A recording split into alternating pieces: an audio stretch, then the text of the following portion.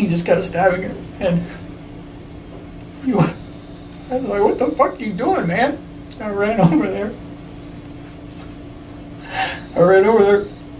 I touched her neck to feel her pulse, you know, because she was kind of like, you know, like, there was just blood everywhere. And like as I would touch her pulse with her, she like leaned up and like scratched the mess out of my face. I grabbed her hands and she was just like, I love you. This is Richie Wilder. His ex-wife, Angela, is dead. And this is his current wife, Cindy.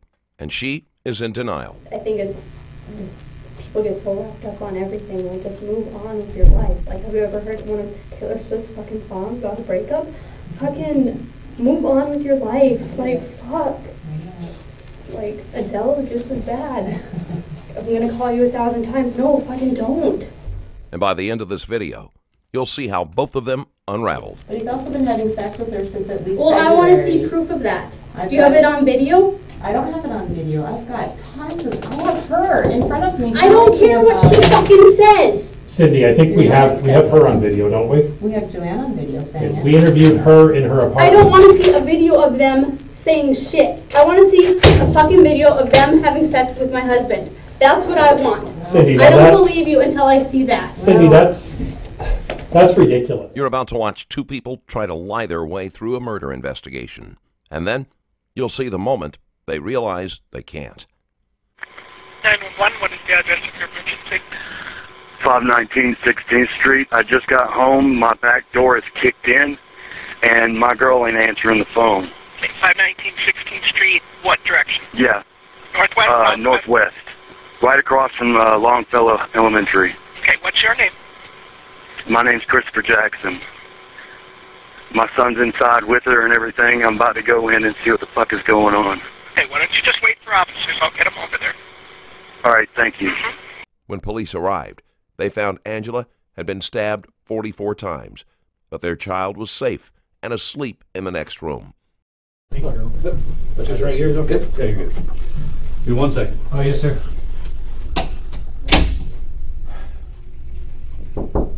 Yep.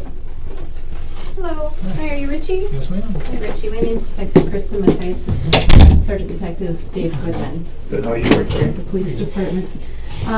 What's your last name again? I make sure. Wilder. Wilder. Yep. Okay.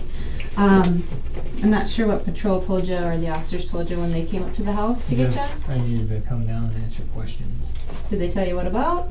Well, I got some messages that they text and Facebook messages, and then I saw on Facebook that something happened. I don't know.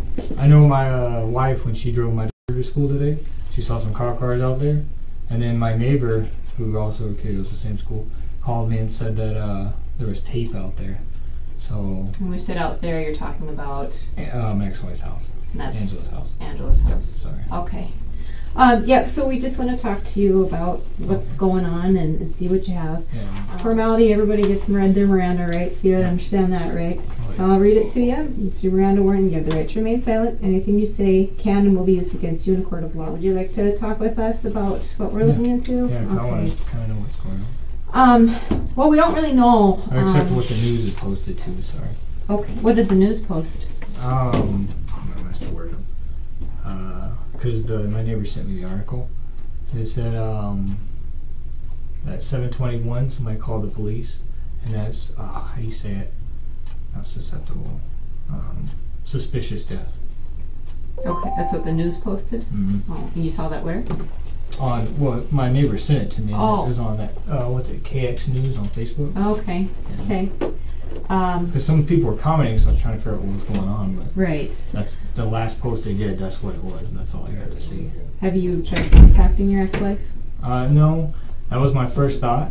But when my wife first went to the school or dropped my car off, she said there were police cars out there. Like, no offense to my ex-wife, I assumed that it was like her playing games in a sense. Like, I kind of was expecting to get a phone call or the cops to come to my house to accuse me of something or investigate something, or does that make sense? Like, Well, you'd have to explain to me why you got that vibe. I guess I don't know you guys well enough. Oh, sorry, just from the past, like, was it, she calls social services quite a bit. It says that we're doing this or doing that, and social services, they come over, the police will come over and investigate it, and then But they talked to us and talked to the kids. We're mainly, and then it didn't go anywhere. So. No offense to my ex-wife. That's how Richie warms up for what sounds a lot like the psychological equivalent of a smirk before a stab. It's a classic misdirection, and it won't be the last. Richie Wilder's about to recount how he learned something was happening at Angila's house. He brings up his current wife, Cynthia Wilder, and trust me, you'll want to remember that name.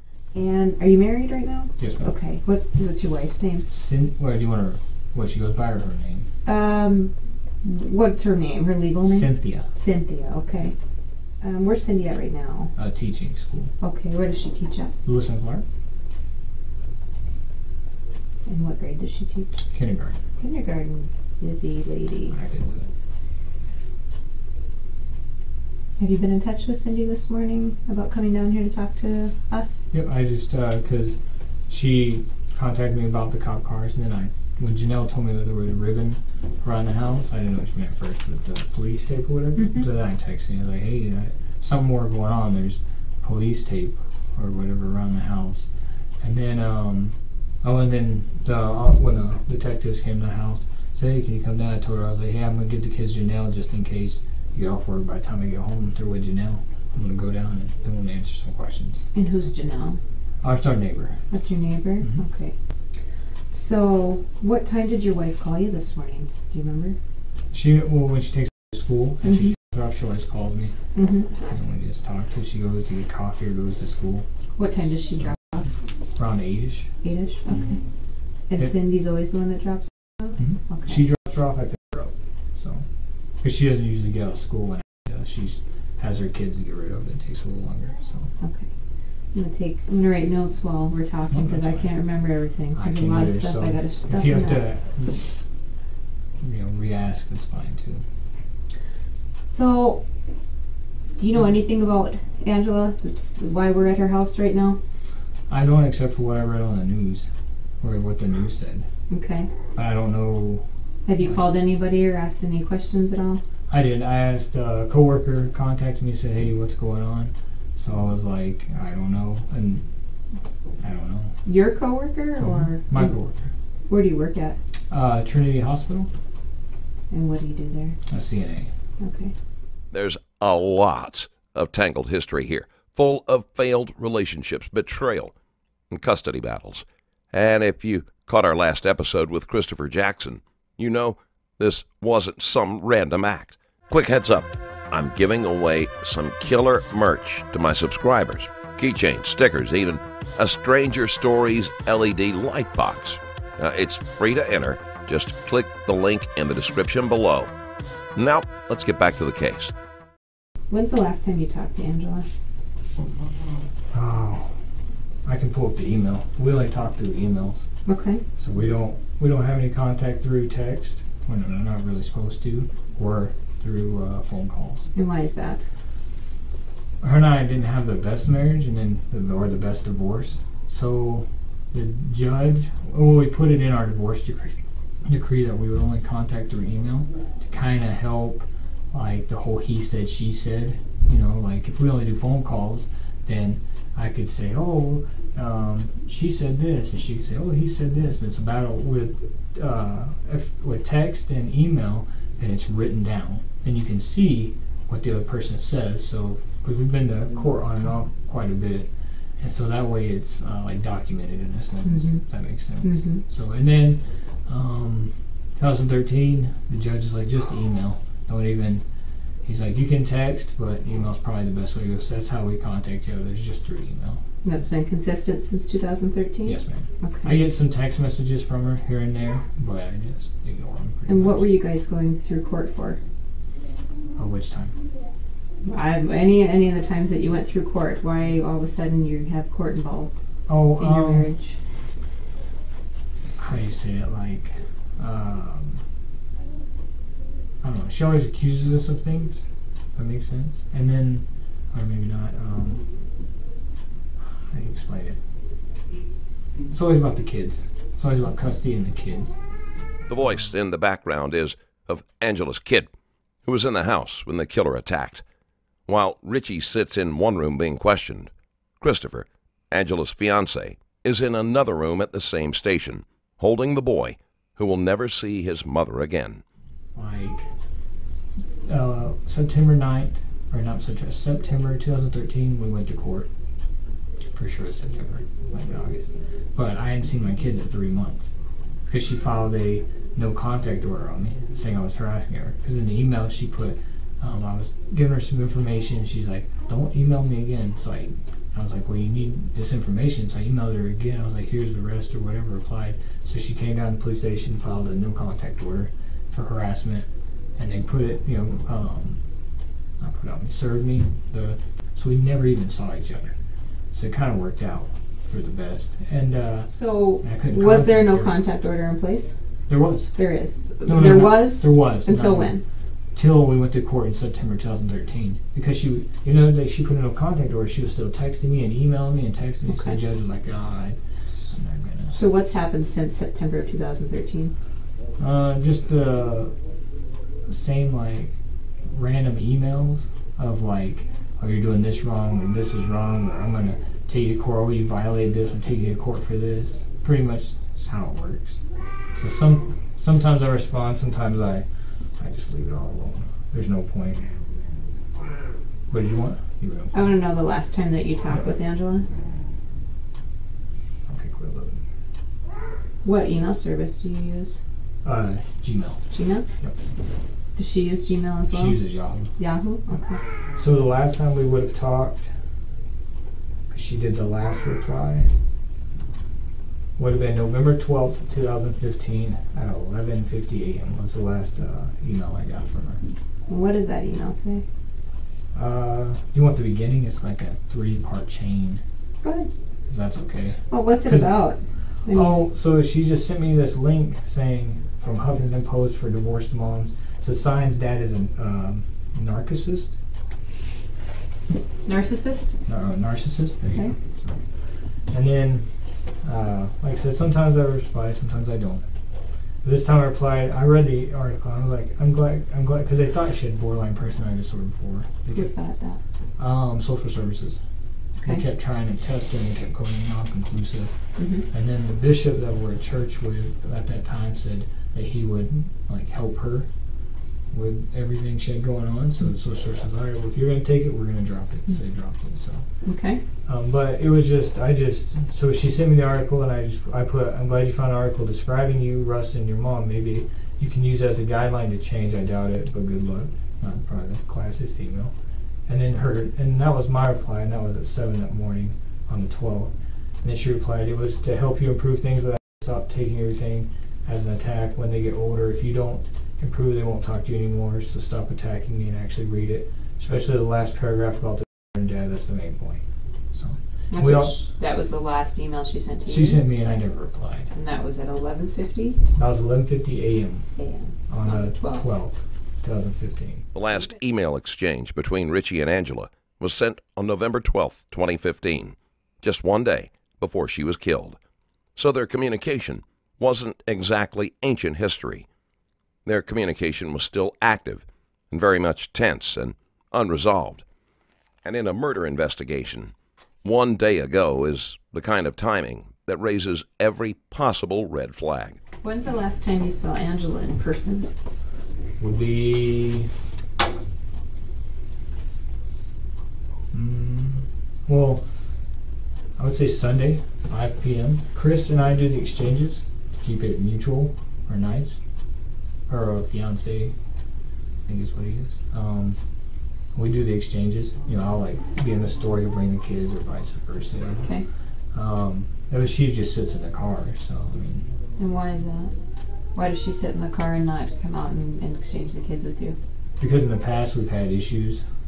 She just things that got dramatic. Like we did an exchange at the school one time, and she just blew up. And I got the text message, and she just said a bunch of derogatory stuff. Which marketplace were you guys at on Sunday? It's, what do you call it? The one off 20th Avenue. They call South it the Broadway. big one. Yeah. Yes, ma'am. Yeah. That's the one we always do the exchange at 5 p.m. Unless there's an emergency, And then even if there's a holiday, we usually do it in the parking lot there. So. And is it a weekly, like 1 week the kids are with you? Yes, Is that how it is? Yep. 1 week on, 1 week off. What kind of relationship or friendship would you say you and Angela have at this point? Not a good one. Tell me about that. We definitely don't have a good one. Sorry. We were talking about your relationship with Angela. It's not the best. Okay, why is that? There's a lot of like contention, like I don't know how to explain it. We got divorced, not on good terms. I filed for divorce. We've just always been, in a sense, kind of like, I don't want to say battling, like, I say it, like, we just don't get along. Does that make sense? Like, she has a... I don't know what any of this makes sense until you tell me what you mean. I know, that's what I'm trying to... I don't know what you're talking about, because it's you and Angela, not me, you and Angela. I know, like, her parenting style and my parenting style are completely different. Okay. Hers are more manipulative and things to that nature. And it was kind of like yesterday was kind of nice because finally, what do you say? Kind of chooses sides. Like, you know, she wants to please one parent, wants to please the other. Mm-hmm. So like yesterday, if I sit down and talk to her, she goes, "I don't know who to believe. I don't know who to trust." Because like I'll say one thing, and mom says one thing, it's completely different. And so, I don't know. What did you mean by that? Are you talking about something in particular? Just like anything. Like I'll like. We always use, I don't know. From I was in council. We always use the sky as an example. I don't know why, but like if I walk outside, or if outside and I say, "Oh, the sky's blue," and mom's like, "Oh no, it's purple."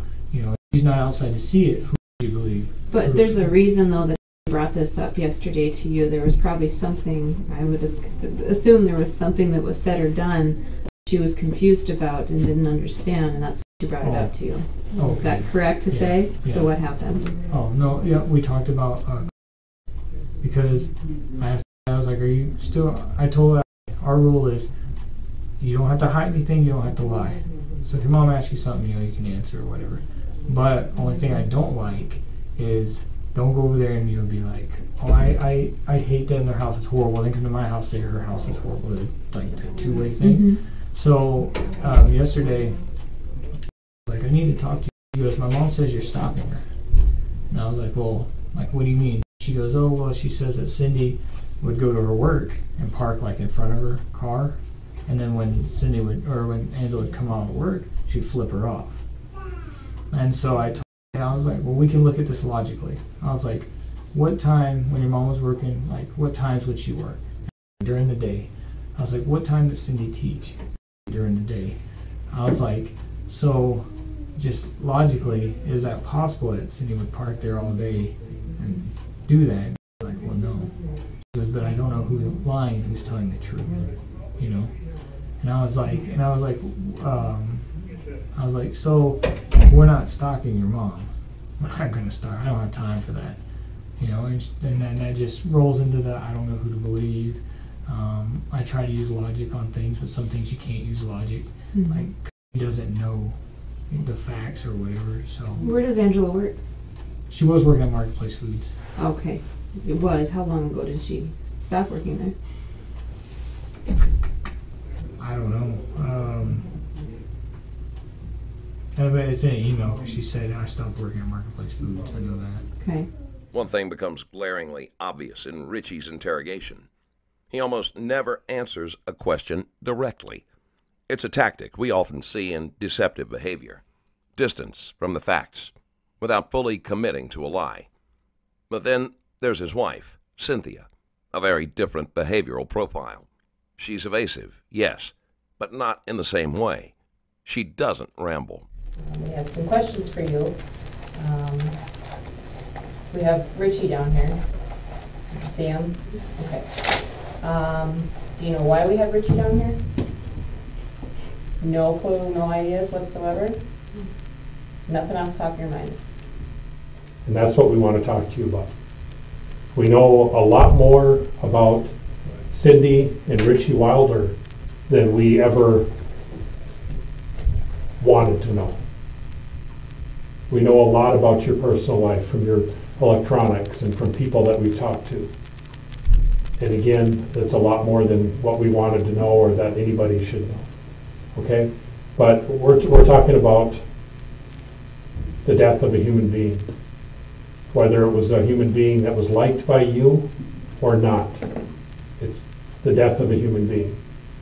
Okay? And we want to visit with you about it, and we want you to be honest with us this time. But we know that you do. Okay? You told us that you know that you do, actually, when it comes back around to it. We have a lot. You lied, and I can show that you lied. Cindy, we have a lot that we want to share with you too. That may be a surprise to you, or it may not be.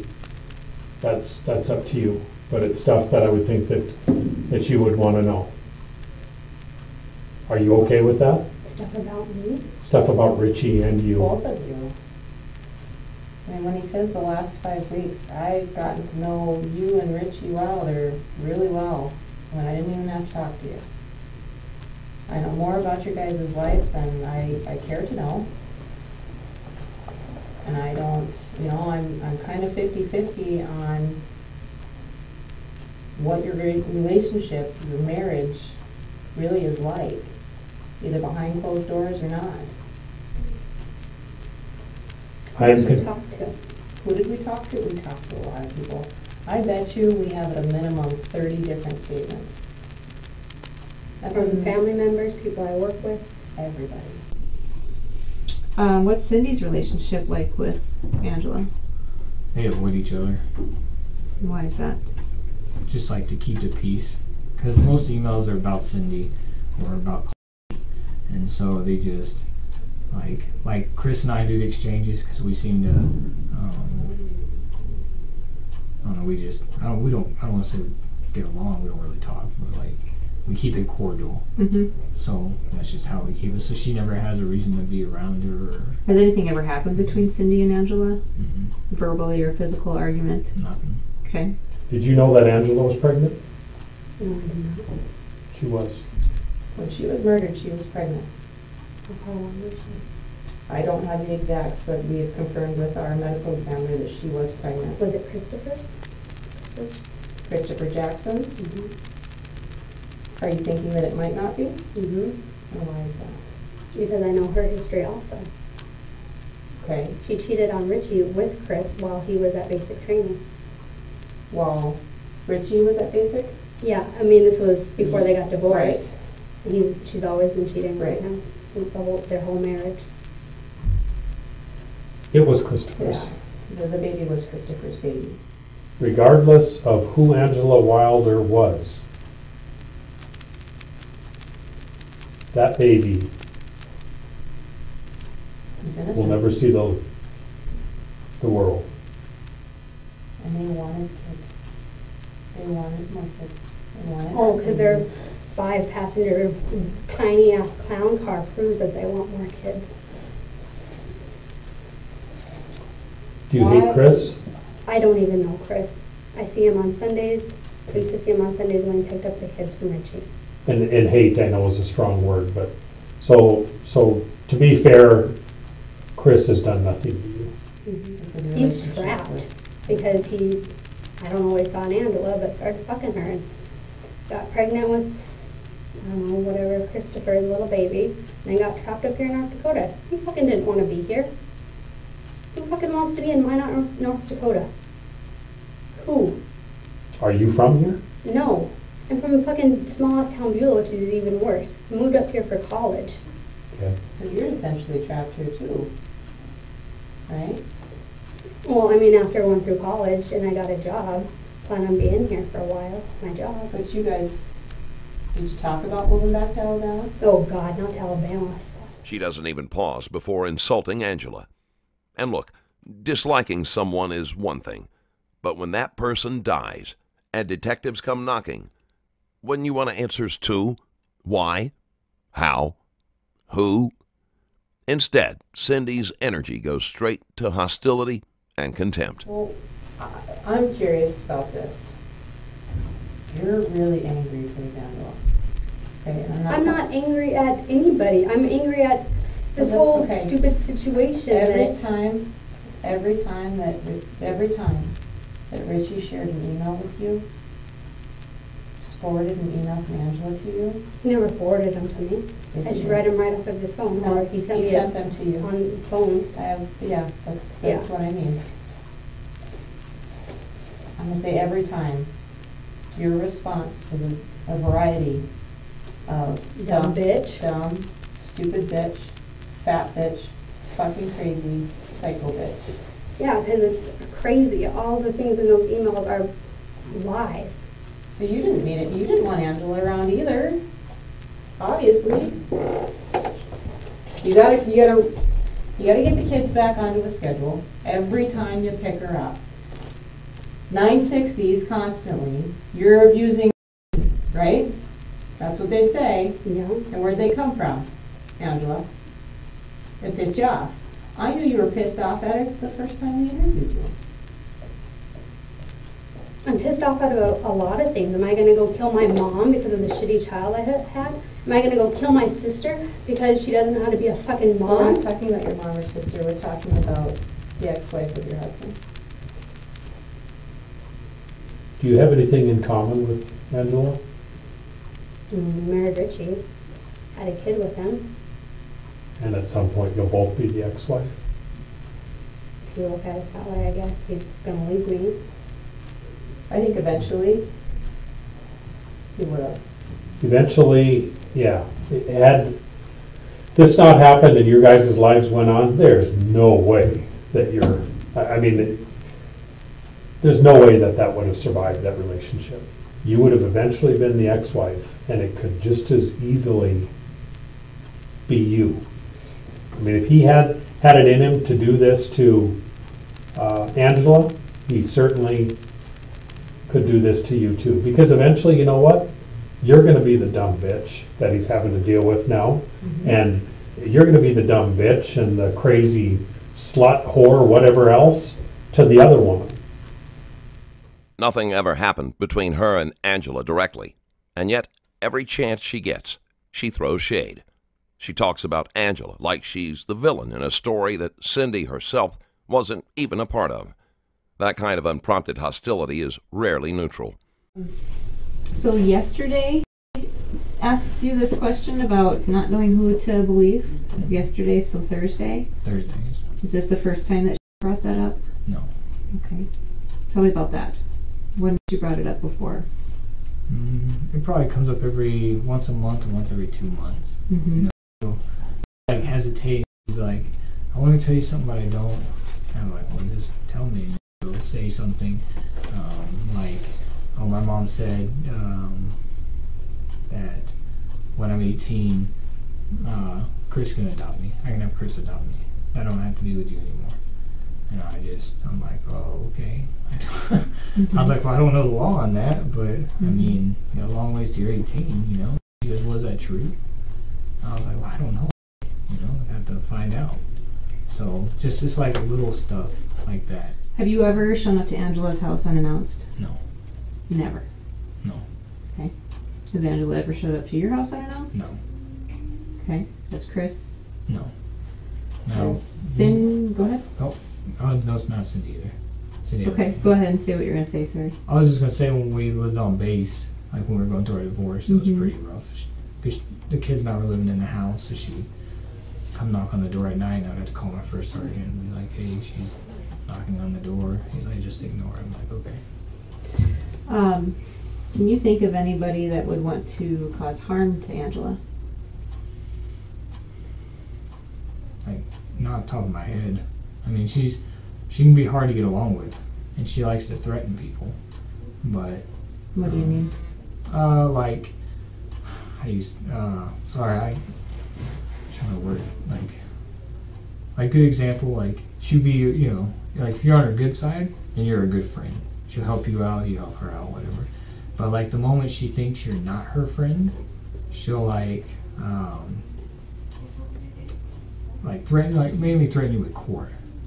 Like there's been people in the past, like if they're they don't agree or whatever, she's like, oh well, I'm gonna get your kids taken away, and I'm gonna sue you, and this is gonna happen. She's even done it to counselors. Has she ever said that to you? Oh yeah. When's the last time she threatened that? Well, her new thing now is threatening that the kids are gonna, when they're 18, they get to move away, or I mean, that they're not gonna love me because they hate me, and that Chris is gonna adopt them when they turn 18. What did she tell you that? Let's see. So, yep, the last one was about the parent-teacher conference. That's when she said right here, you control the kids and call them both names and they hate you. So.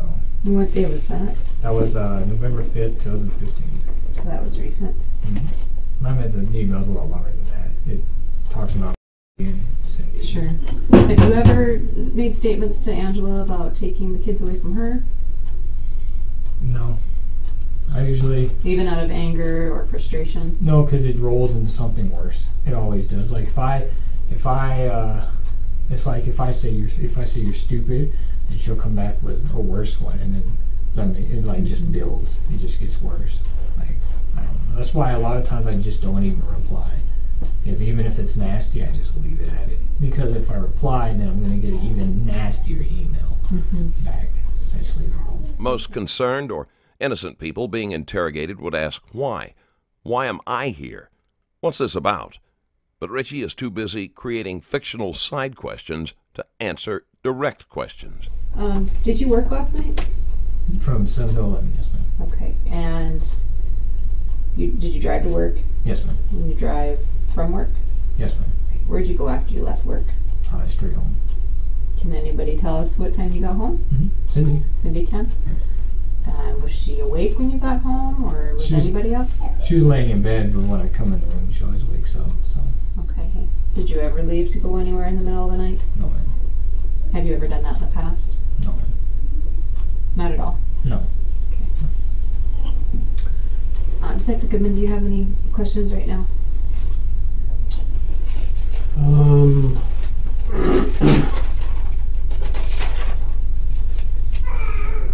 Have you ever been inside her house? No, sir. Never? No. Tell me a little bit about the domestic that you guys had on base. Oh, on base? She abused me twice. I reported her both times. How did she abuse? She hit her in the face. Once was for not closing the front door. The other one was we were walking through base housing, and she was like interrupting her. I just what I was trying. I don't even know what she was trying to tell. She kept interrupting her, and every time she would interrupt her, Angela would yell at her, and then finally she just hit her. And I was like, oh, we can't do that. So, what did that cause between the two of you then? a lot of tension. Okay. A lot. I ended up the second time, I ended up filing for divorce. Have you ever been arrested? No. Never? Oh, you mean with her? Just- Way back in the day, I was. Okay. For what? 2000. Like 2007. 2007. Okay. So when you said no, you were meaning you've never been arrested other than? Yeah, other than. I'm saying why I thought you know with her. Okay, so you've never been arrested for anything other than issues that you've had with Angela? No, I'm sorry. Let me reword that. I apologize. I've never been arrested for any issues with Angela. I got arrested in 2007 for something completely different. What was that for? It was a domestic dispute, or how do you say that? So, yeah. With who? It would have been my girlfriend's sister. She was bipolar, off her meds, and attacked my girlfriend, so I grabbed her off, and she attacked me. So, yeah. Then she called the cops, and then they came and arrested me. And then she dropped the charges, or it was dismissed. So you were arrested that one time, and that's the only time you've ever been arrested Yes, in sir. all of your life? Yes, sir. Okay. Have you ever been investigated for anything? When I was on base, What for? domestic abuse. And who conducted that investigation? JAG. Jay? Okay, what was the basis of that investigation? She said that I choked her twice because we separated in 2011 when I filed for divorce at the second incident, and then she asked if she could go home for Christmas. She's like, everything's changed. We can work this out. So I brought her home in December of that year, in 2011, and then it was the same old. And then next thing I know, I'm getting investigated by my first sergeant and then my JAG for allegations of abuse against her. And so then we went to court-martial. Because in the military, court-martial. So you got charged? Yes. Well, yeah, we went to court-martial. Got charged with 2 counts of assault. And then the sentencing was like, they gave me like bare nothing. Gave you what? Like the minimum. Because you can get like jail time, you can get tons of rank taken away, you can get a lot of, there's like a lot of punishments, and all they did was they pretty much, took a strike and said, here's 60-day hard labor, which means you're a janitor for like 60 days, and then they gave me a general discharge. So you don't have a dishonorable discharge with the military? Main reason because afterwards the jury wrote letters. That was a 4-person jury. They wrote letters stating that they made a mistake. So we took it to the base commander, and he's like, oh, I can't. It's too late. I can't waive this. So he's like, I'll tell you what, I'll give you a general discharge. There are plenty of rumors floating around in this case, stories that can't be confirmed. But one thing was proven. While serving in the military, Richie did attack Angela. According to Angela, she had just discovered that Richie was cheating on her again, something you'll soon realize he's more than capable of. When she confronted him, Richie didn't deny it. In fact, he made her sit on his lap, admitted everything, showed her the messages from the other woman, and promised for the 3rd time that it was over. But when she stood up to walk away, he grabbed and choked her. Did you choke her that time? No. She didn't have marks on her neck or anything? No. But photographs were taken? There was a photograph taken, but I didn't put my hands on her at all. And the photograph showed marks on her neck? Supposedly, yeah. I didn't get to see them. Who took the photograph? She did. That's what they said. Cindy is all in. Whether it's blind loyalty or saving her own skin, she's determined to side with Richie. But the detectives are about to drop something that hits her where it hurts, even if it doesn't show on the outside. I don't mean any disrespect by saying this, Cindy. I'm a little bit confused about your relationship with Richie. I know he's your husband, but I'll tell you what, you don't fit the criteria of the other women that he's sleeping with. My Not at all. husband's not a cheater. Do not accuse him of that. We don't Oh, I have can to prove accuse that. him, we have proof. Do you From want to see? emails from Angela? No. No. We're not talking about Angela, we're talking about Jennifer. We're talking A about... co-worker that we watch her kids sometimes, and she cooks food. Okay, I was afraid Just a that might have second. been the story that you were giving. Yeah, I did too. This is Jennifer, right? Yeah. This is Jennifer. And this is Jennifer Lynn Padilla, or she also goes by Jennifer Lynn Wong. Okay. Or J-Lo is who he calls her in his phone. Yeah. We sat right in front of Jennifer, just like we're sitting in front of you right now. And Jennifer told us about the sexual relationship she's had with Richie since the beginning of the year. Well, then that's awesome. We're Congratulations not to them. trying, no, we're not trying to offend you or piss you off with that information. We're not. Because I know it's not true. But it And you're is trying true. to rattle my bones. Okay, you wanna know what else Cindy, is true? we can play the recordings. We can The show you some recordings in videos. her house, we recordings wouldn't at do my this. house, recordings at their work. Cindy, we wouldn't do this if we didn't have proof. I'm not out to throw people under the bus. I'm not. I don't wanna throw Well, it this in your sounds like face. that from exactly from No. day one. No. No.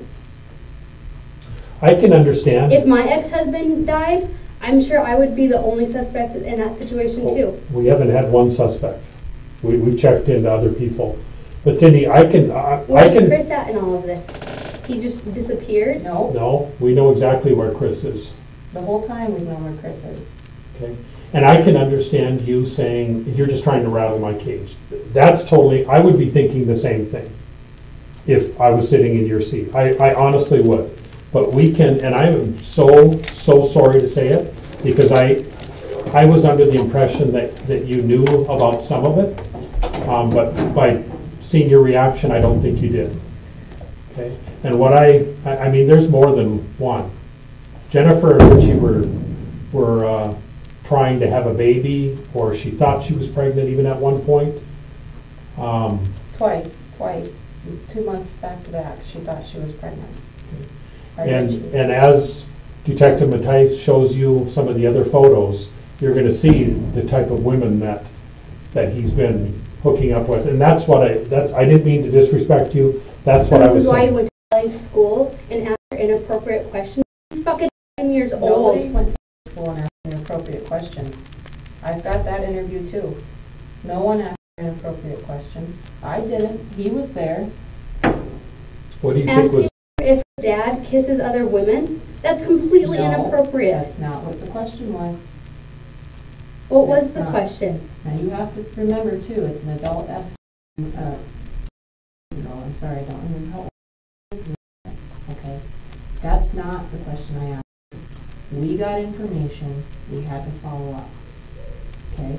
Information from who? Her daughter, who thinks she's a fucking fairy? No. It came from an adult. That they work with, and probably. We have to follow up on it. Okay. Cindy's tough, or at least she plays the part.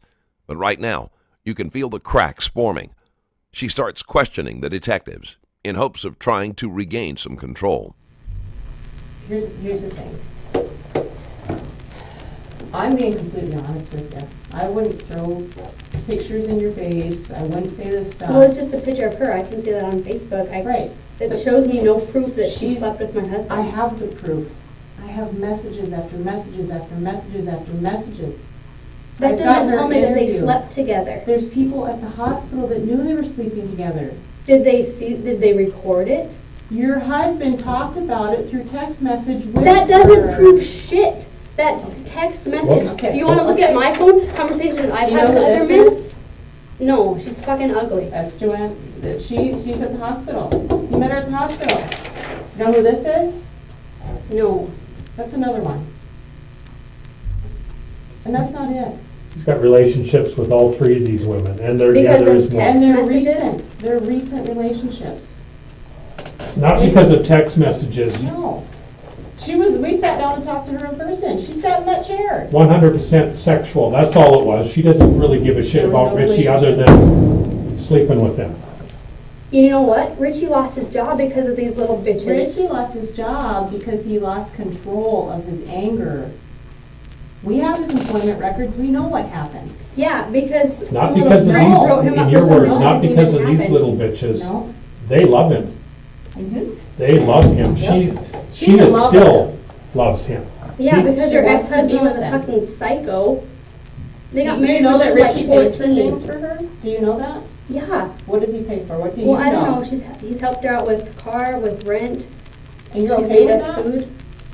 I help people out all the time. Okay, but he's also been having sex with her since at least Well, February. I want to see proof of that. Do you have it on video? I don't have it on video. I've got tons of. I have her in front of me. I don't care what she fucking says. Cindy, I think we have her on video, don't we? We have Joanne on video saying it. We interviewed her in her apartment. I don't want to see a video of them saying shit. I want to see a fucking video of them having sex with my husband. That's what I want. Cindy, I don't believe you until I see that. Cindy, that's ridiculous. Yeah. We have these women talking about having sex with Richie.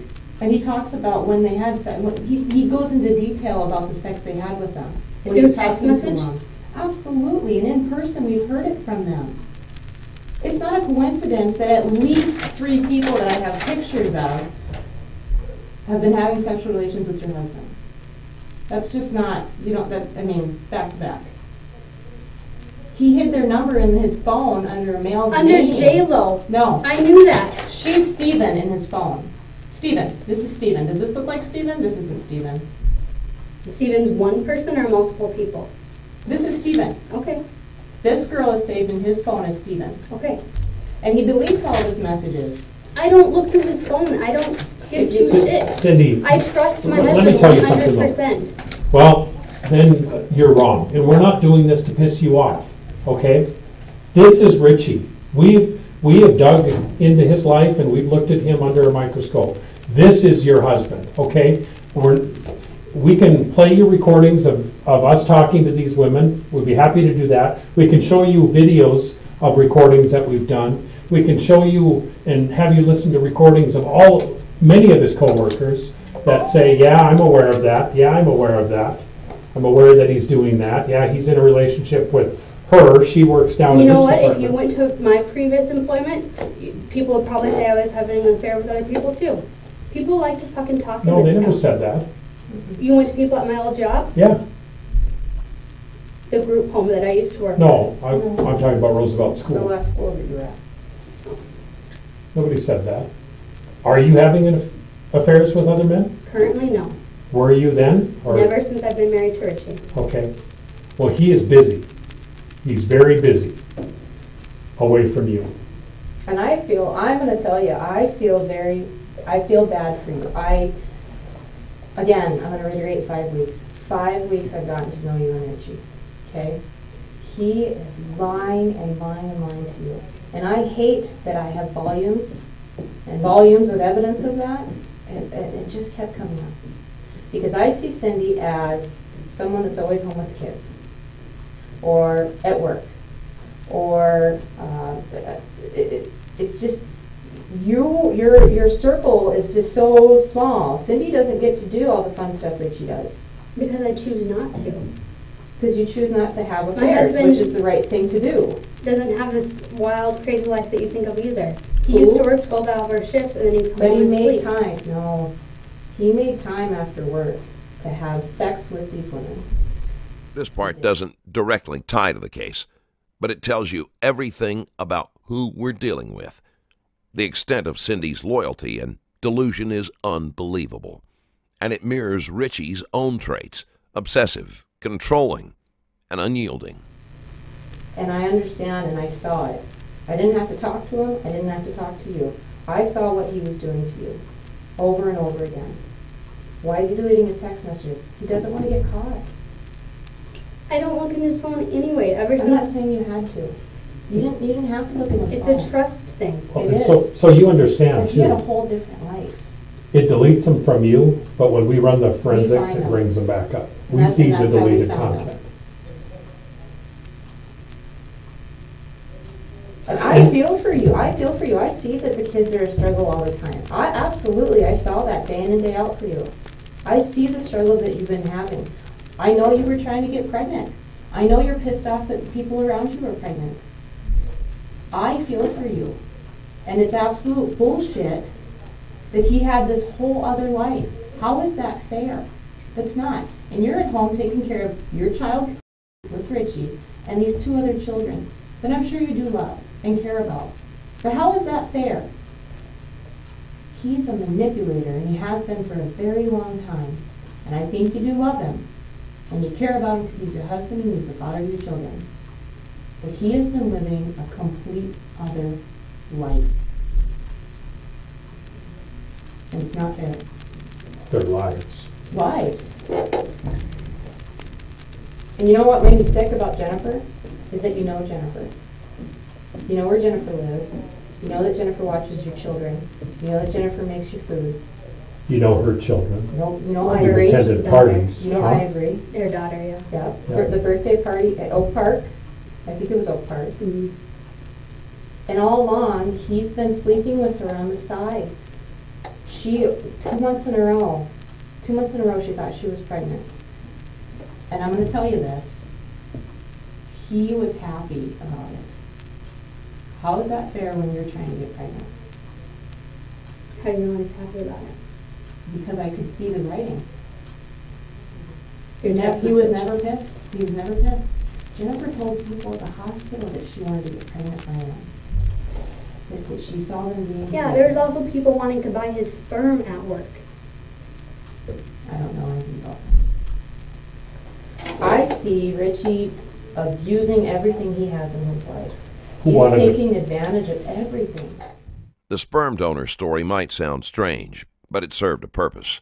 If someone ended up pregnant, there'd be no scandal, no suspicion, and no questions. Just a pre-written script in a plot that was already unfolding. Now is when the detective would ask a question that's going to be absolutely crucial. What happened to your face? Where? Right You here? got a scratch on your Yeah, face. that's from my. And on your nose. No, that's from my. Well, no, this one's not my son. This is just a pimple, but this one's from my. How old is your... Okay, and how did that happen? We play wrestle / play fight, and sometimes the tiger and claws me up. He has long fingernails sometimes. So When did that happen? that happened yesterday? Okay, tell me about the scenario of what you guys were doing when that happened. Oh, just in the living room. I usually get on my knees and we kind of play around, tell him and get him attacked and pretend to eat. And the thing I don't want to hear is usually. Oh, I okay. mean, tell me exactly what happened. Oh, okay. No, that's fine. Yeah. We were just playing in the living room. I was on my knees. I usually, I was chasing him, grabbing him, tickling him. Sometimes I pretend to like eat. And usually when I'm that close, I start clawing instead of pretend punching. So, That was yesterday at what time? probably around 10 or 11. Yesterday morning? Or? Yesterday, yeah. Because they take a nap around 12 o'clock. So. How about your thumb? What'd you do that? That, I jammed not jammed it, the door got slammed on yesterday with all that wind. So. Which door? If you're looking at my car, the driver back door. Okay. Because we went grocery shopping after I picked up. And then when we came home from grocery shopping, what I do is when I get the kids out, I go from the driver back door, I unbuckle, and then while he gets out on that side, I unbuckle, and I grab with one arm, and it's easier to do that. Reaching, grab, pull it, set it down, and I had my hand like this on the car, and the wind just smacked the crap out of my hand. You consider yourself a smart man, Richie? Depending on what it is. Okay. You can certainly put two and two together, right? Yes, sir. From the news that you heard and from talking to your neighbor and looking on Facebook and everything. You said yes to that? Well, yeah, I know. So what is the two and two that you put together in this situation? Well, somebody passed away. I know that. I just don't know who. Okay. Who do you think? Well, if I'm here, it's either little one or Angela. I don't think I was calling Well, him. why do you say her or Angela? I mean, why do you say? Well, Angela, because she's my ex. Because her background of domestic abuse against so. So you think, by putting two and two together, you think that either Angela is dead or the is dead. Yes. And how do you come to that? So you know that something took place at Angela's house. Yeah. I guess that's what I'm getting at. Oh yeah. No, and then he said. Are they the only two that live there? No, Chris lives there too. Okay. But I have no relations with Chris. Okay. So. Well, what if we said there was something wrong with Chris? I mean, why do you rule him out? Just because I don't have any relations with him. I don't know. I guess. You got a pretty big relationship with him. He's dating the mother of one of your children. That's true, but if they broke up tomorrow, then I would never. But I mean, and he delivers the kids to you. I mean, you said that in the interview here. Oh yeah. But so does he? He lives there as well. You said, right? Yes, he does. So why are you ruling him out? That there could be an issue with him. I don't know. I just I don't know. Like I said, there's there's no connection to me between him and I know he goes to exchanges and they're together. But like I said, if he, I don't know if he. Let me give an example. I like to give examples. No, that's okay. Go ahead. They're fine. People that live across the street from me, I don't know who they are. Okay. It's a man and a woman that live there. If all of a sudden I was suspicious that something happened there and there's somebody that's deceased there, I wouldn't just say, yeah, I think the lady's dead over there. Yeah. Unless I saw the man. Yeah. You know what I mean? So I'm trying to figure out why you came to the conclusion that something happened to either or Angela.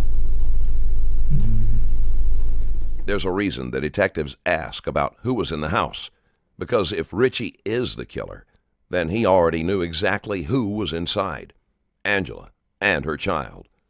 Christopher wasn't home, and that's a detail you'd only know if you were already watching. Are you understanding me, or am I not being clear? I understand you. I'm Okay. trying to. I don't think I'm being clear. I'm trying to figure out how to say it with being clear. Like, I know he's a part of their life, but like, him and I don't have a connection. I don't know if that makes sense. Plus, It's not making any sense to me, because and I don't mean to sit and pick on this. No, it's okay. I'm But- just trying to figure it out. Again, with my example, if I knew there was 5 people in the house and I knew that one of them was dead, Yeah. one of the 5 people that live there is dead, Okay. then I would know that it's either 1, 2, 3, 4, or 5. Oh. I wouldn't say, well, I think out of the 5, and there's one person dead there, I think Yeah. it's either 1, 3, and 5. I wouldn't come to that conclusion because I have nothing else to base that on. You know what I mean? So why are you leaving out Chris? I guess mainly just guessing. I guess I don't. Guessing that either something happened to Or Angela. Yeah. Okay. So that's why, like, I don't know. I just know, like, if the news is right, it's a suspicious death, so somebody died. That's the first thing, like, when I read that. And then, like I said, some people have been messaging me and stuff and talking to him. Like, if it involved him, I don't think he ought to be here. Like, I don't know. Why not? Well, like, I don't know. Like I said, because he's not. Like, we're not. I mean, I know how you're saying we're connected, but to me, like, we're not connected. Because, like I said, they broke up. You know, if they broke up today, then he's gone. I never If see they him did, doing yeah, it but they again. didn't break up today. Yeah. As of right now, you know that 3 people live in that house. Yes. And you know that they have a relationship. Yes. And you know that he acts as the father figure of that house. Yes. Okay. Help me understand that. Why are you ruling him out? I guess just trying to make a guess Okay. out of it. Because you said, what do I think? So it's trying to, like, guess, I guess. That's not the case. I mean, we're doing an investigation here, and obviously this is serious. We have you down Yes. here. And I'll tell you, Angela's dead. Oh, really? Yeah. And the only person that we think could have something to do with this, from the information that we've gathered so far, Yeah. is you. Yeah. So what do you know about that? Know about what? About Angela being dead? Nothing, just what you said. There's nobody around here that has any beef, any issues with her. She's not even from this area. Oh, yeah. The only people, from what we've gathered so far, that are in her life Yeah. are her kids, Yep. you, Cindy, and Chris. Yeah. So that's what brings us here today. Oh, okay. I'll tell you what, there's a lot of fingers pointing right at you. Well, yeah. Because I'm her ex-husband, right? Well, you're her ex-husband, and you guys have a volatile Yeah. relationship. Yeah. Your history. Yeah, we don't have a good history. And I'm suspicious about the scratch on your face.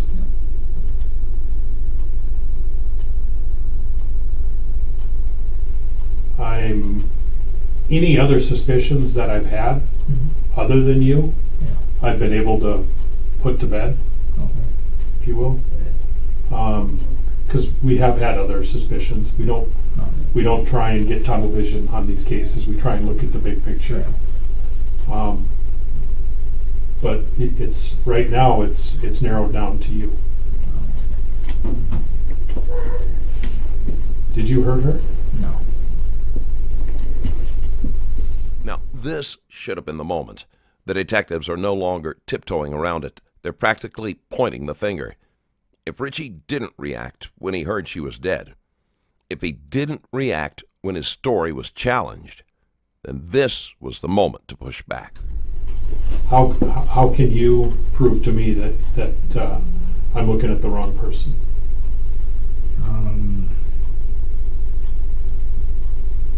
Well, I don't know when this happened, but I know yesterday I was with my kids, and Cindy came home, and we had dinner, and I went to work, and I came home, and then I slept. And I woke up this morning. So, say that again. Like, yesterday I was with the kids. Okay. 'Cause I watch the kids all day. And then Cindy came home, we ate dinner, then I got ready for work, went to work, worked my 4 hours, and came home, and then slept, and Cindy was with me while we were sleeping. He woke up twice last night, and Nikolai woke up once. Pretty damning when you call family members and they're obviously upset because her family members aren't here, so Yeah. I haven't talked to them in person. You know that. Yeah. Pretty damning when they say through their tears, Richie. Yeah, nobody. Richie, Yeah. Richie. And really, there's nobody else. I mean, unless you can shed some light on it. But right now, I think something happened. I don't know what it is. I don't know why it happened, how it happened, but I think you can fill in those blanks. I can't. I think you can. Do you have a temper, Richie? When I was younger, I had a pretty good temper. Do you have a temper now? No, I keep myself in check pretty well. Just as we sit and talk about this, you know how the look in their face changes, and mine might even change just talking to you too. Yeah. Because I just, angry is not the word, but I just feel different when we're talking about this, because I strongly believe that you know more than what you're telling us. And if I did, I would tell you.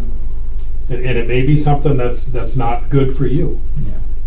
But I just told you that the mother of your, is it child or children? Children. Children, yeah. 2 children. Children, is dead. And no matter how much you hate her, she's still half the blood of your children. And I don't believe that you're that tough just to say she's gone. Well, I'm not saying it like that. Well, that's what I'm getting. I work at the hospital, so it's we have our poker face. You gotta have it every time somebody passes Yeah, but away. she's not a hospital patient. She was in your life for many years. I know, but it's had just children for you. I know. It's just how I've made myself. Doesn't mean when I go home I won't. Well, I know that's not true. Should show up showing you go to Longfellow. Yeah, I've been getting. Okay, so other than that, is that going to show up at any time? No. So you had nothing to do with Angila's death? No. Nothing. Not planning it, not organizing it, at all? Nothing. Did you kill her? No. No? No. Okay. And you have no, when I said fingers are pointed at you, you have no fingers to point anywhere? I don't get in her personal life. Like, my You're in her personal life. But I don't get in her. I'm only with the kids. I try to stay out of her personal life for a reason. But you know who her kids are around and who she's around, though. Not really. I really don't. The only thing I know is what my mother tells me. She doesn't tell me a lot. She doesn't mind or not. You know, I try and think of people that would benefit from this. And again, it brings me back to you, but it also brings me to Cindy. Do you think she killed Angela? No. Cindy's like 4'11". What's that have to do with anything? She's small and she's like, how do you say it, like timid, I guess you could say. Cindy might be small in stature, but don't mistake that for fear or timidness. But she knows exactly how to hold her ground. Were you with him when he did this? I was at home. Okay. Did he stay at the house at all that night? Yes, he came home after work. He didn't leave the house that night. No, he didn't. I was up several times with the kids and he was out cold. That's not true. That's not true. And let me tell you this before you say anything else or we go further. Don't dig a bigger hole for yourself. Because you're in that hole with Richie right now, I will tell you that. Don't make it bigger and deeper. And understand that we're used to people digging holes. Everybody does it. But the deeper you go, the harder it's going to be to get out. So you've told us one version, which parts may be true, but it's not the complete truth. We know that. It's written all over your face. And you know what else is written all over your face? You look tough. And by that I mean, you look like you're worn out. That has to stay tired and worn out. You want to teach 20 kindergartners a week before fucking Christmas? Okay. But a month ago, 5 weeks ago, when we sat with you in the principal's office, you looked the same way. I looked like this since I was probably 6 years old because my mom's fucking every guy with a belt. I had to take care of my kids, my brother and sister all through high school. I move away to college. What does my sister do? She drops out and gets pregnant. What does my brother do? Fucking, he's been in and out of juvie since he was 14. And guess where he's at again? He's in fucking jail again. He just got out 2 days before Thanksgiving. Okay. And how old are you? 25. Okay, that sucks. That sucks, and I'm sorry that you've had to live that life. And I'm sorry that you're having to go through this. I truly am. But everybody hits bottom when they're in a situation like that. Oh, this is not bottom. Well, I think you've hit bottom. This is far from bottom. The detectives say something that finally lands, and they're right.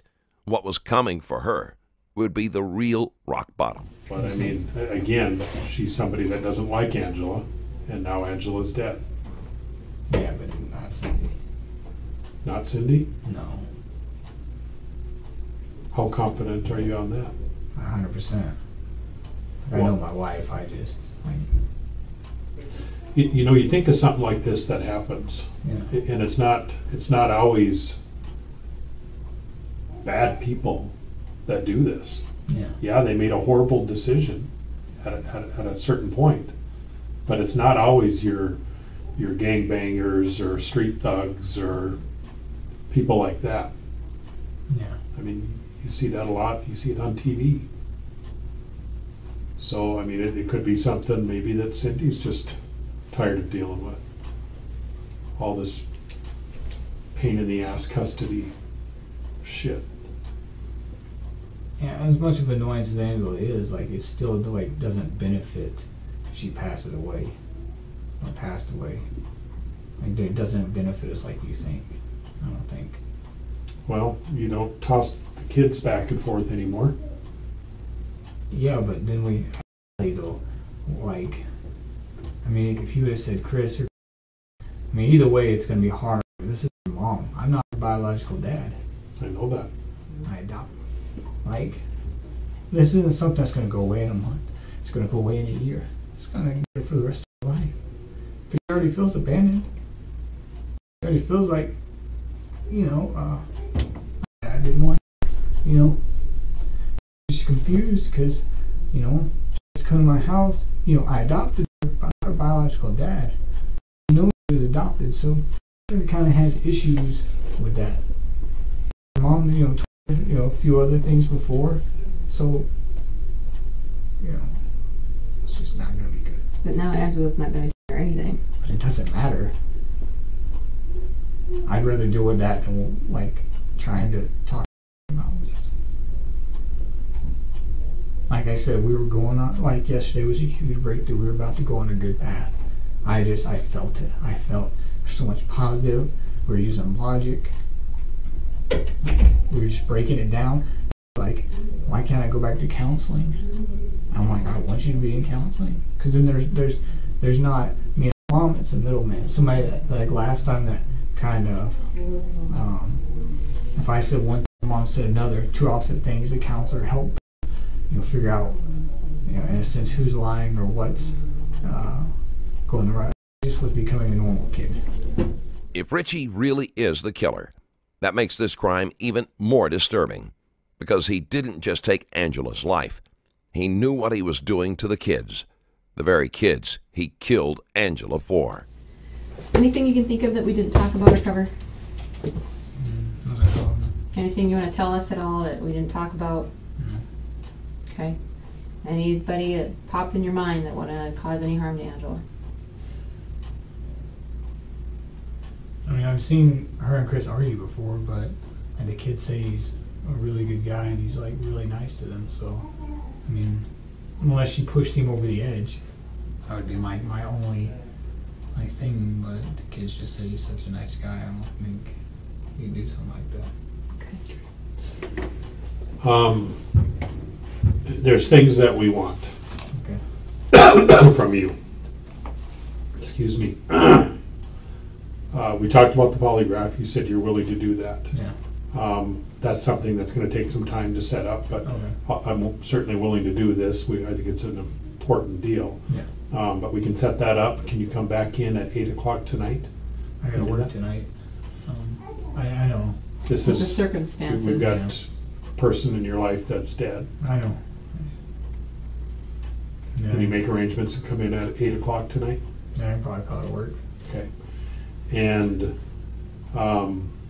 we'd like to look through your phone. Okay. And your vehicle. Okay. And your wife's vehicle. Okay. Okay. I'm assuming you saying okay, you're cooperating with us on that? Oh, you want to search them, whatever? We want to search through them. Are you consenting to that by saying okay?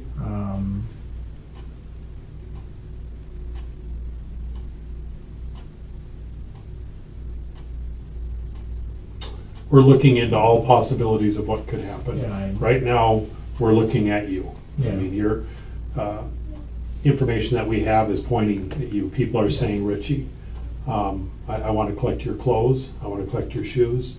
I want to collect your DNA. Okay. I want to take pictures of your scratch on your face. Just in case. I don't know. You had an explanation for that. Yeah. At this point, am I going to sit here and get in your face and say you're a liar? No, I'm not. But we're going to look into this, and we're going to find out what happened eventually. Well, yeah. The easy way or the hard way basis. Well, yeah. But I mean, it would certainly, if you know something about this or you were involved, like I said earlier, your demeanor seemed to change with me when we were talking about that, when we were talking about you being involved. If you were involved or know something, now's the time to tell us. I know nothing. Okay. Well then, if that's the truth, then I don't know why you wouldn't cooperate with us. Because you seemed, the only emotion I saw out of you was when you started to talk about your kids, especially about saying, no, this isn't the easy road. This just put me on the hard road. It is. It is a hard road. Well, then I would think you'd be cooperative with that. Obviously, we're not going to strip you down and send you home or out of here naked. I mean, we'll make arrangements for that. But do you consent to give us the items that you're wearing for now? When they searched the vehicles, something immediately stood out. Cindy's car was spotless. Too spotless. Richie's, on the other hand, wasn't. That contrast was enough to raise eyebrows and pressure. In the interrogation rooms, the detectives tell Richie to strip. Every mark, every scratch, every bruise will be documented. And for someone who insists on innocence, he is remarkably calm.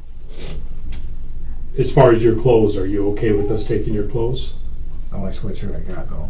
Like the only jacket that's not rated for -60. Okay.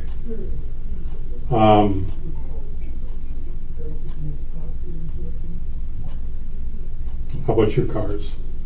I'm not too concerned about your clothes right now, but are you okay with us looking through your vehicles? Are y'all going to destroy them? No. I mean, if that's one thing that TV portrays. That wasn't too. TV, that's real life. Okay, you've had that experience? Yeah, I got I didn't grow up in a good neighborhood, and so since I was white and not a white neighborhood, every time I got pulled over, they searched my car, and I'm like, well, if you got nothing to hide, like you're saying, then we'll just search your car. And they searched it, and they would destroy it. Okay. And then there's a few times they're like, oh, what is this? I'm like, I don't know, because I'm trying to get out of this neighborhood. Okay. It's interesting to hear you tell that. I mean, it's opposite of what you normally hear. Yeah, so I hear the race car going the other way, but there's no white people in my neighborhood. And then, yeah, so sorry if I'm paranoid. It's just no, between movies and that's something. I just, Yeah, that's something that I can assure you too, that we're not going to destroy your car. I want to make sure my name's clear. I want to make sure Cindy's name's clear, and I want to cooperate, but I don't want to get how do you say it, not racial profile, obviously you're white, but I don't know. I just had some bad experiences.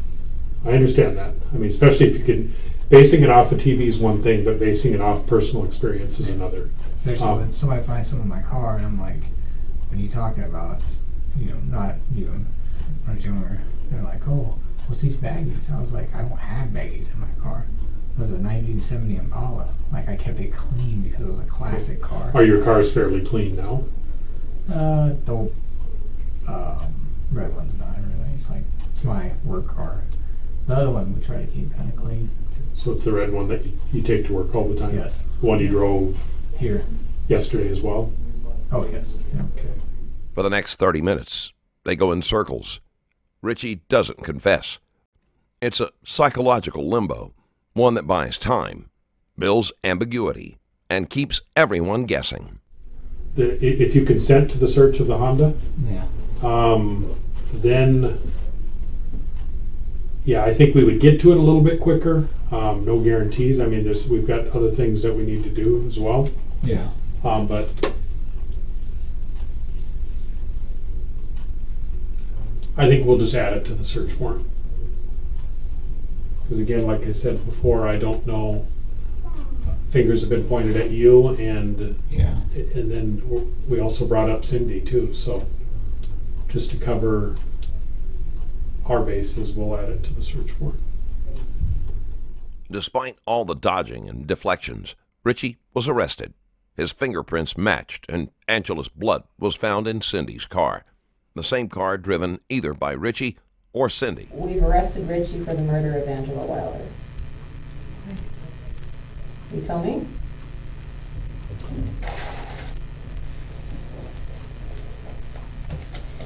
Cindy, we've been doing this investigation now for 5 weeks.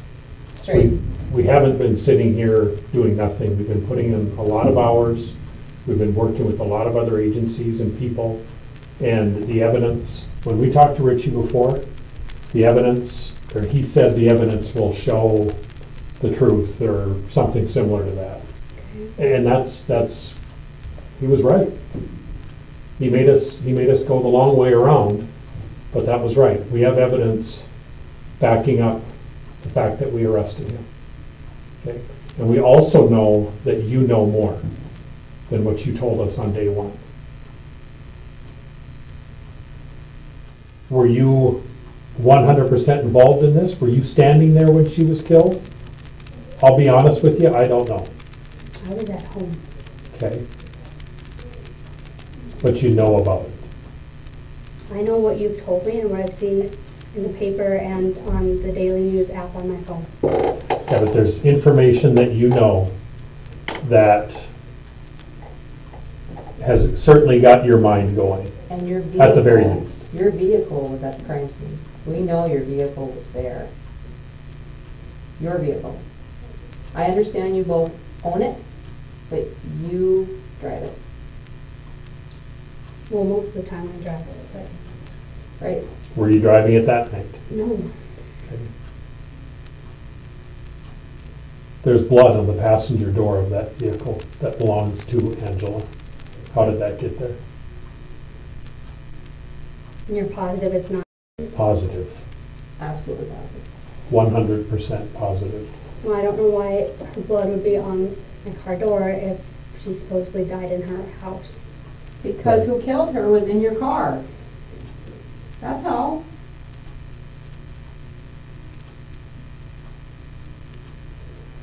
a man that I don't think gives two shits about you, Cindy. He may care about you, again, as being the mother of his children. But other than that, you saw the 3 pictures. That's what he's attracted pictures to. of 3 Asian women. Yeah, you wanna know how I found them? Through the phone numbers I found on your husband's phone of sexual talk and conversation, or I've sat in front of them and they've told me about the sex they've had with your husband. And I can narrow it down to the exact days and times for that conversation with the text messages on his phone. You don't want to believe that, Cindy, and that's understandable, but it's the truth. That's the type of person we're dealing with here.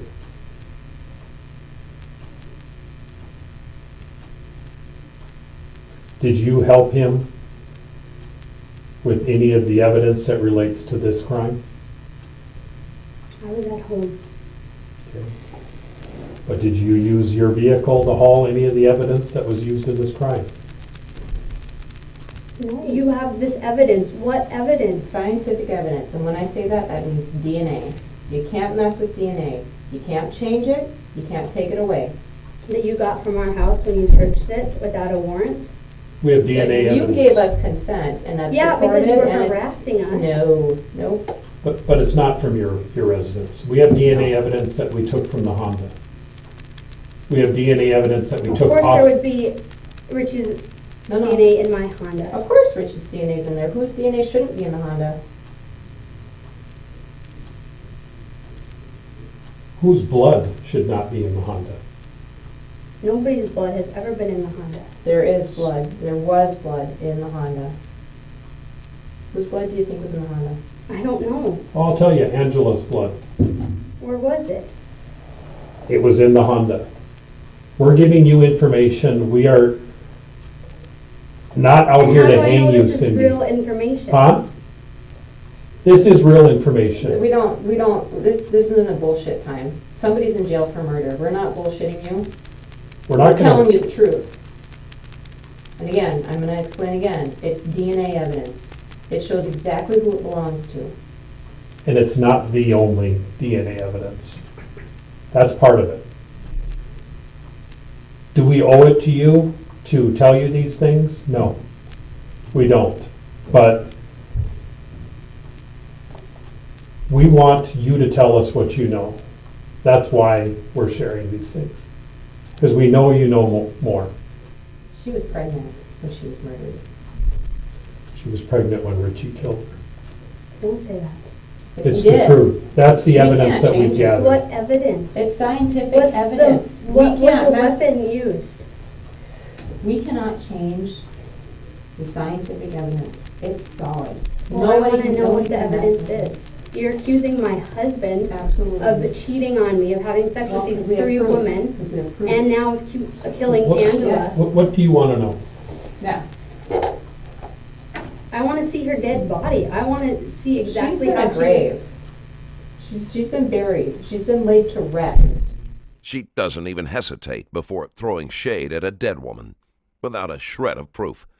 But when it comes to her husband, even with overwhelming evidence of infidelity, she's suddenly all about denial and loyalty.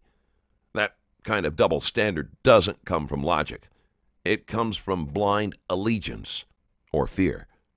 Well, I want to see a picture. I want to know exactly. And again, she tries to regain control by demanding to see the arrest warrant. It's the classic move of someone clinging to rules when the walls are already closing in. And I'll tell you what, when we picked him up today, he wasn't a bit surprised. He didn't respond like you're responding to us. He didn't respond. I mean, if somebody showed up and told me that they have an arrest warrant for me right now for murder, I'd have a lot of questions, and I'd be saying, you know what, you got the wrong guy. You know what he said to me? He said, okay.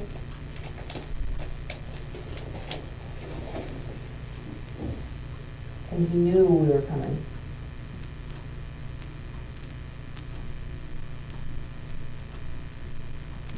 I think you both knew that eventually we were coming. Is that fair to say? No, you weren't surprised to see me at the school. When I told you in the classroom door that you're gonna come with me down to the police department, you didn't ask one question. You weren't curious whatsoever. Because I know from watching TV that anything you say is used against you even before your Miranda rights are up. No, I don't think it's that. I don't. I think in the back of your mind you knew that you would be down here at some point, or you would see us at some point. I think you knew that. What could be used against you if you did nothing wrong? Well, that's what I'm trying to figure out. Well, I can tell you right now, if you did nothing wrong, you're not in trouble. You know that. Richie murdered his ex-wife, and he killed the baby that was inside her stomach. And we may not be able to see that it was physical, violently physical between you and Richie, but at some point, I think you would have caught on to his other life. And I don't think you're one to hold back when you find out something like that, because you got pissed off at him when he didn't have his wedding ring on at work. He doesn't even have a wedding ring. He's never had a wedding ring from our But marriage. you were pissed. You made a comment about all these chicks wanting him. You didn't get a wedding ring on that finger. Okay? I think you would have eventually found out about all his extra women on the side, and you would have told him how pissed you were. Richie doesn't like that. He doesn't like to be confronted about his stuff on the side, his ladies on the side, and who's doing on the side. And eventually, it would have got physical. And he'd already lost his cool at work. That had nothing to do with any of those pictures at all. Nothing. That was on his own volition. He did that all on his own. More than once. He lost control. I know twice. Once, Trinity knows about. I know another time. Because he talked about it with somebody. The detectives are getting under her skin. You can see it. But the outcome was not what they were hoping for. Instead of cracking, Cindy redirects the conversation. And now the focus moves to Angela and Richie's marriage and the version that Richie fed her. Burn at him, But words are different than physically hurting someone. yeah, and when they lived together, she would slap him. She'd slap him because he fucking didn't close the door properly. He was 4 years Is old. that okay? It's not, but that doesn't mean we cause harm to people and physically hurt them or get arrested for it. And you're hearing that from Richie, right? Have you ever witnessed any of that from her? Witness Angela. Being slap him physical? or? No, because anytime I see her, she's sitting in her vehicle.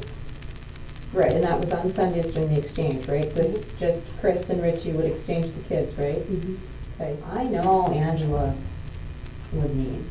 I've seen that. I've read it, I've seen it, I've heard about it, I know about it. I know she could be mean. I've read the emails. Regardless of how mean of a bitch somebody can be, it's not okay to kill them. Yeah, I believe that too. Right? But the thing is that you're angry with her. It shows so much by the responses you have. They're just words. And that's Well, normal. when I say stupid bitch, like in those emails, it's mostly like sarcasm, like. And you can tell me that, but the way I read it, and I'm not, this is physical evidence I'm reading. I read through a lot of it. That's how I know you guys so well. It's angry. And I'm not holding that against you. I can understand to be pissed off at her because she keeps throwing shit at you guys. Well, that's all it is. It's just shit. It's her perception of the world. It's her And now you guys world. don't have to deal with it. She's gone. We are still dealing with it. She's going to be in counseling for the rest of her life. Richie made that happen. Richie killed your mom. We would have been in counseling regardless of Angela being dead or not. Okay. You say Richie did it. He was going to counseling for a long time. Right, Until but you know Angela what? pulled Now out. the mother's dead. It changes the game a little bit with counseling. We may have been in being going in that direction as it was, And it's 10 times worse. And Richie just let it happen. Because he's selfish and he thought about his own, him. He thought of him. That's all. That's it. That's all he's ever thought about. He put on a good show. He was nice to you. He was sweet to you. He did show that he cared about you. So Richie did something horrible, and you know it.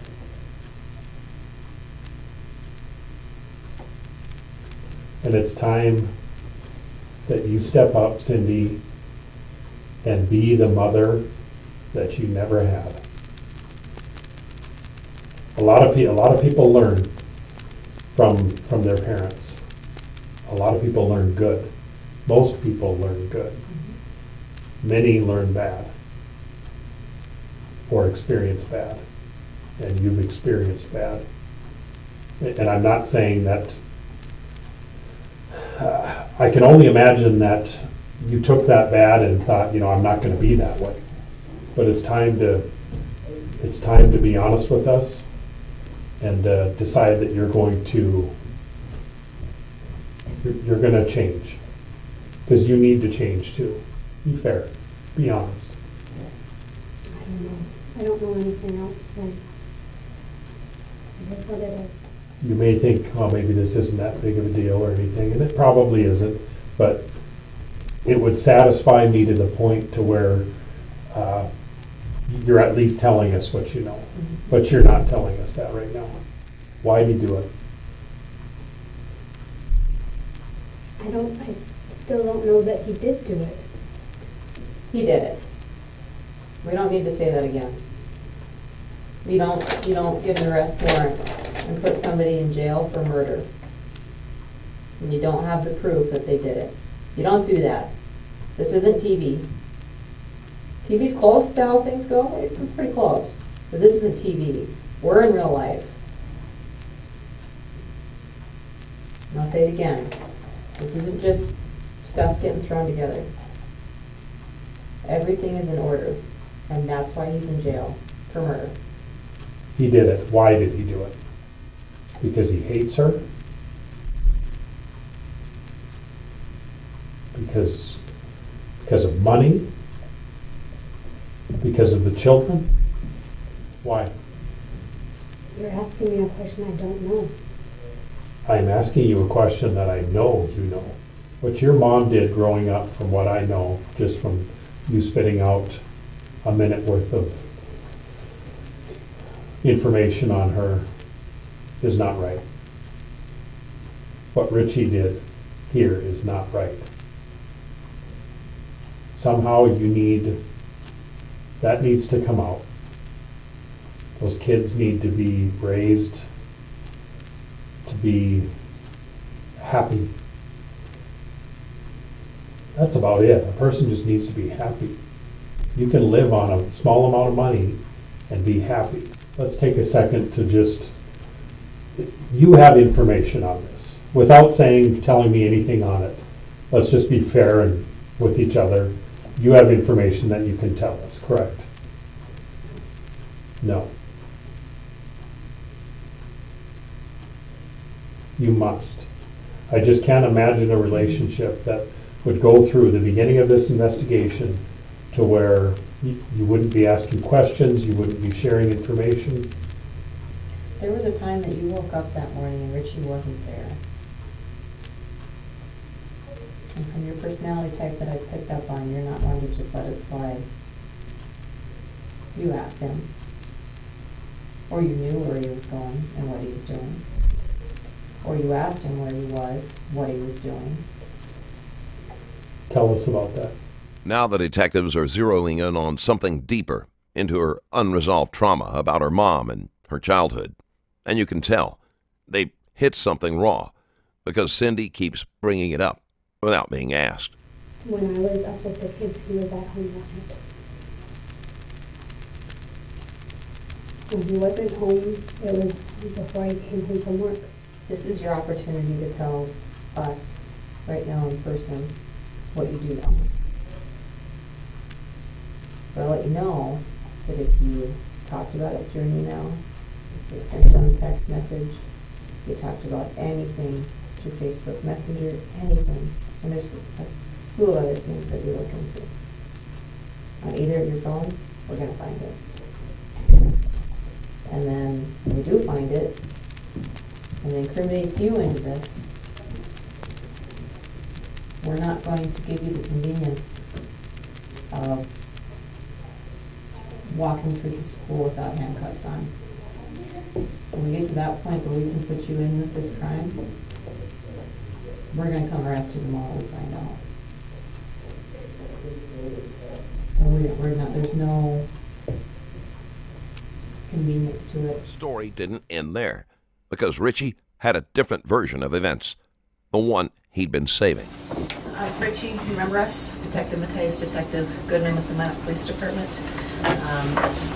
This recording present is your attorney, Gary Rosenquist. Because you are still in custody, I'm going to read you your rights before we talk about anything or anything is discussed. Okay? You do have the right to remain silent. Anything you say can will be used against you in a court of law. If you have any rights in mind, you wish to talk with us now. Yes, sir. Okay. Detective Goodman and I understand that you want to speak with us. And it's my understanding that you want to share your involvement in this crime, in this homicide. So you need to start from the beginning? I'd like to see you start from, I mean, if there was a plan, when did this plan start? Who came up with the idea? Where were you at? Just kind of start with that. That'll give you a starting point and then just kind of go from there. Let's see. It would be Angela had to go out of town for emergency meeting, emergency funeral or something. So she left. I got the kids from her early, so I had them for a week and a half. And she came back and she had it for a week and a half. That was the agreement. So her week and a half when she got my week and a half to her week and a half, and then when I was getting them back from them on her week and a half, Chris brought them to the school. That's where we were going to do it because it was the middle of the week. And then, was this something to do with like Chris's grandma or somebody's grandma down in? I have no clue. We didn't discuss why she had to go out of town. She just said it was an emergency, and then she just said that there was a funeral. Okay. So I don't know what it was for. When was that? Man. If you don't know exactly, just roughly, if you remember something that was going on in your life, or I'm trying to think because it was out of the blue and it was weird. All right, so you're at the school and you kind of said that was the start of things. That was the start. Chris was supposed to give me, and then I was, so he was up there with, and his kid, and we both were kind of waiting, like where the lobby / the front of the school is, right there, the entrance to Longfellow.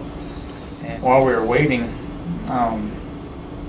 Chris said he kind of came up with an idea to, like, where I could get full custody of my kids and he could get full custody of his. Because I guess they were, having some issues, which, didn't surprise me.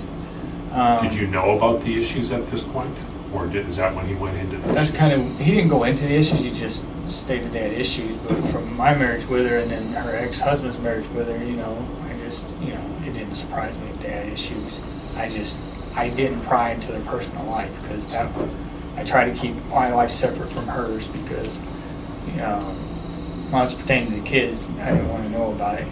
So that day at Longfellow, you find out they're having issues and you're not surprised because you've had issues. Okay, and just, I just wasn't surprised about it, And he didn't go into the issues at all? He didn't go into the issues, he just said they were having issues. And he said he had a plan that I could get full custody of my kids and he could get full custody of his.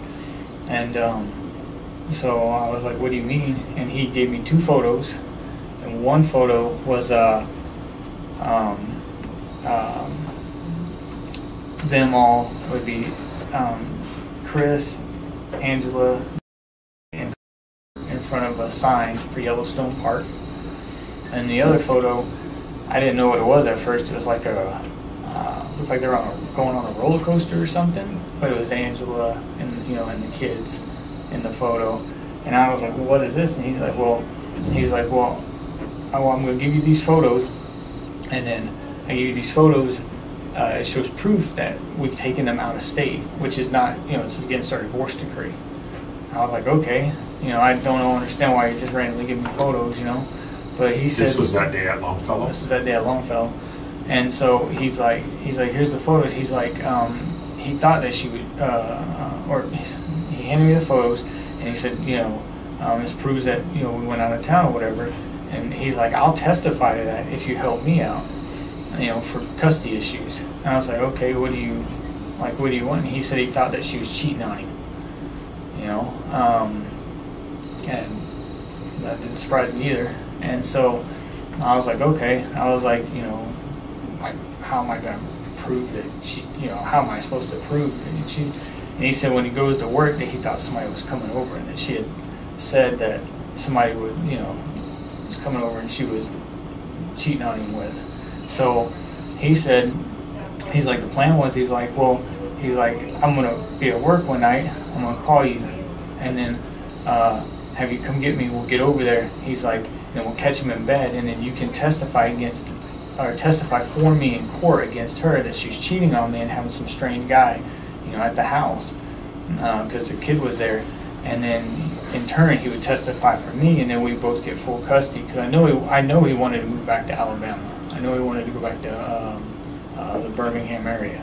Let's say, for argument's sake, this version of Richie's story is true. Then why wait? Why didn't he mention it sooner? Why not say it before the cuffs went on? Why did it take a jail cell to remember the truth? So, we were going to testify, and, I get custody, doesn't mean she'd be out forever, but he would have his kid full-time, and he could do what he wanted, and I could, have my kids full-time, and that would kind of help with, everything going on. So I was like, yeah, sure, because that, you're going to help me, I'm going to help you. That sounds good to me. And he gave me a phone. It was like a cheap flip phone. And he says, this is what I'll call you on. That way, if that night where I can just call you on the phone and then we can hop to it. And I was like, all right, it works for me, What did he mean by we can hop to it? Like, we can go catch this person cheating. That's why I'm assuming we're hop to it now when he said it. Catch Angela cheating? Yeah, catch her in bed with somebody, and I didn't know if he was going to take photos, like if I was just going to be like just a witness, or what was going to happen. So. And this was again, you guys are standing in the entryway at Longfellow, and yes, this all took place in one meeting. Yes, sir. You didn't have multiple times that you talked about this. Sir. No. Okay. So. Okay, so where did this phone that he gave you? Whose phone was that? I don't know. It was just a cheap phone. It didn't have anything in it. It didn't have any text messages, contacts. It just was like a cheap phone. And where is that phone now? He took it. So.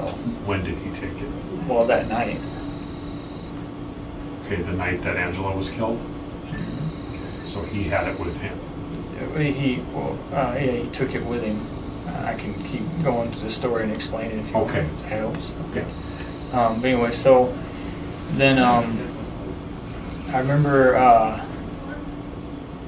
so I didn't hear anything from him. So I honestly didn't, I didn't think anything was gonna, go down, or I figured he just would, went back on his plan, or, I didn't know. I figured he just got scared. I don't, I just thought, I was like, well, at least I have 2 pictures. And, but he called me that night. It would have been around, let's see, because the kids got like 1:30, 1:45. But he called, would have been around 2 o'clock-ish is when he called. And what number did he call you from? I don't know the number. I just know it was like a 701. It was either a 240 or a 340 number. Okay. And did you recognize the number to be Chris's phone? Or? No, no. I just I don't really know what his number is. They keep telling me that they kept changing their numbers, so I never knew whose number was what and whose phone was what. But had you ever talked to him on that phone before? On his phone? Yeah, on that flip phone that he gave you? No, that was the first time. Had that phone ever rang before? Mm-mm. Okay, so all of a sudden it's just like the call from the... That's why I figured he just wasn't going to do it, because there wasn't a call or a text or a, he never said anything else at any,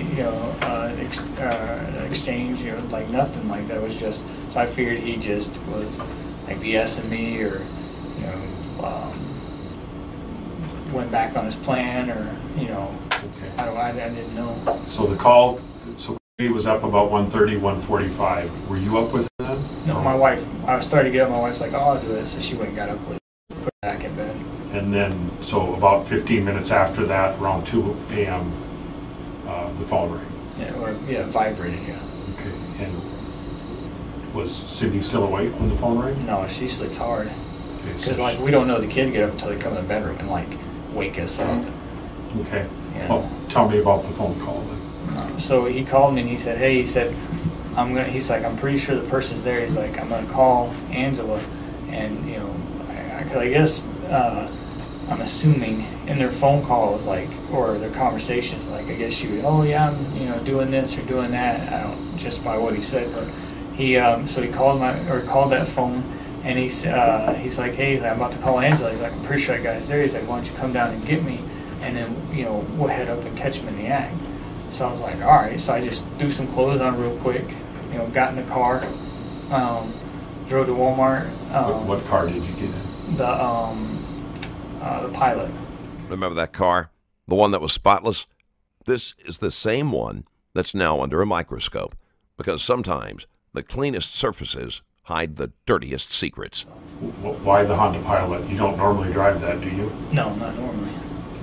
Why did you get in the Honda Pilot? Well, my car is kind of crappy, and he's a big guy, and plus my car is super loud. If we're gonna catch somebody having sex with somebody, you pull up in the driveway, it's like wah, and Okay. dude might run out the back door or wherever, and you might not see him. So you jumped in your car or in the Honda Pilot then, and then went to Walmart? Went to Walmart. Okay. And then I got to Walmart probably around, it would have been around 2:15ish, because he said he'd already talked to Angela, and he's like, yeah, he's like, whoever's cheating on is there with her. So I was like, all right. So I'm like, cool, we'll get there, and in my mind I'm thinking we'll get there and we'll catch, we'll see it, and I can, witness or whatever. Like I said, I didn't ask him if he was going to take pictures or anything. I just assumed he had it planned out, what he was going to. Did you see him with the camera or his phone out or anything like that that would indicate he was going to try and record this? When he got in the car, he was just, in the car. And then, so we got in, so we drove back to his house. We got out of the car, he unlocked the door, we went in, and we, I just followed him. We went up some stairs and went through a living room where there was a light on or whatever. And then he opened their bedroom door, and I just stayed at their bedroom door because I was just. Okay, so how did he open the door? Get into the house? With a key. Okay. And then you walked in and describe that again for me. There was a living room, or tell me exactly what you saw when you. Oh, okay. Well, because I was following him, and I've never been there before, so I didn't know where we were going. But we walked in, and then we went up some stairs, and then we went through a room. I think it was the kitchen, because I was following, but it had tile or something on, and then we went through I'm assuming it's their living room. There's a light on and a couch and stuff, and then we went. I turned the corner, and then he went to the room on the right, and when he opened the door, that was their bedroom. There's a bed and a dresser and stuff in there. So he opened the door? He opened the door. Okay. Where were you at this time? I was still behind him, and as he was going in the room, I just stood at their bedroom door, because I was supposed to be just a witness to see who this person was that she was, supposed to be cheating. And when we opened the door, there was the cover was pulled over, and there was somebody here and somebody here. It looked like there was two people in the bed, So as soon as he opened the door, he went around to it would have been the far side or whatever, And as he went around to the far side, he like grabbed the cover, you know, and I'm thinking, okay, he's going to pull back the cover, we're going to see who this person is, you know. And so as he pulled back the cover, he grabbed her, and of course when he pulled back the cover, the first thing I noticed, there wasn't a person on the lip, that was a body pillow. You know what I'm talking about, with a body pillow? So, One of those long, yeah, 5-foot yeah, it pillows. wasn't I thought it wasn't a person, so I was like, oh man, I was like, so in my mind, I'm thinking, oh, you know, you know, she was just lying to him and getting him worked up, you know. She likes to do that sometimes, or a lot. And so I was like, oh, well, she just, you know, lied to him or whatever. But when he went around to that side and he pulled the cover back, he grabbed her and he just started like, you know, like making a motion. And I mean, there started blood, so I'm assuming he was stabbing her. And of course, my ex-wife's not somebody that just gives into things. She, you know, she doesn't like just roll over and, you know, do whatever you want kind of person, you know. So of course she went to fight back, and like he drug her off the bed and he kept just stabbing her. And he just kept stabbing her, and I was like, what the fuck you doing, man? I ran over there. I touched her neck to feel her pulse, you know, because she was kind of like, you know, like, you know, and there was just blood everywhere.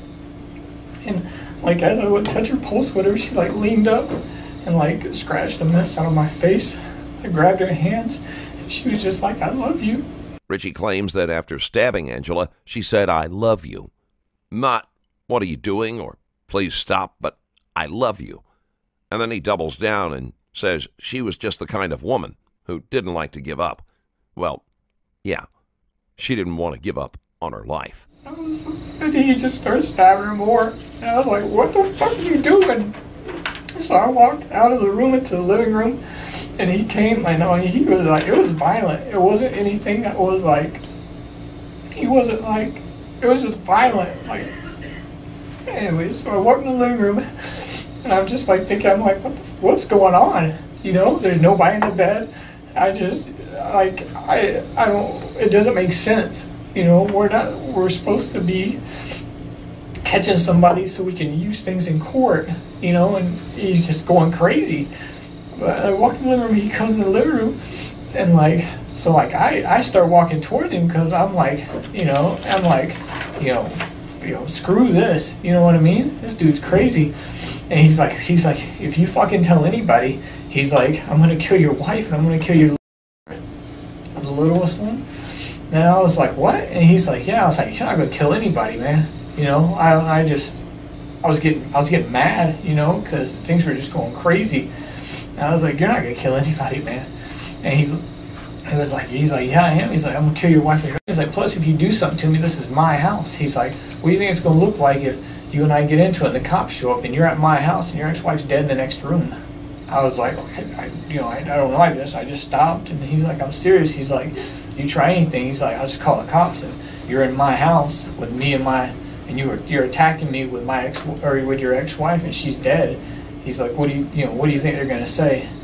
And I was just like, fuck, man. I was like, I don't know what to do, you know. And he's like, I'm serious. He's like, you say anything. He's like, they're gonna fucking die. And he's like, and then when he calls him, he's like, and it'll be mine. He tries to describe Christopher, but if you watch the last episode, you already know his version doesn't match reality. You've seen Christopher. Does he look like that?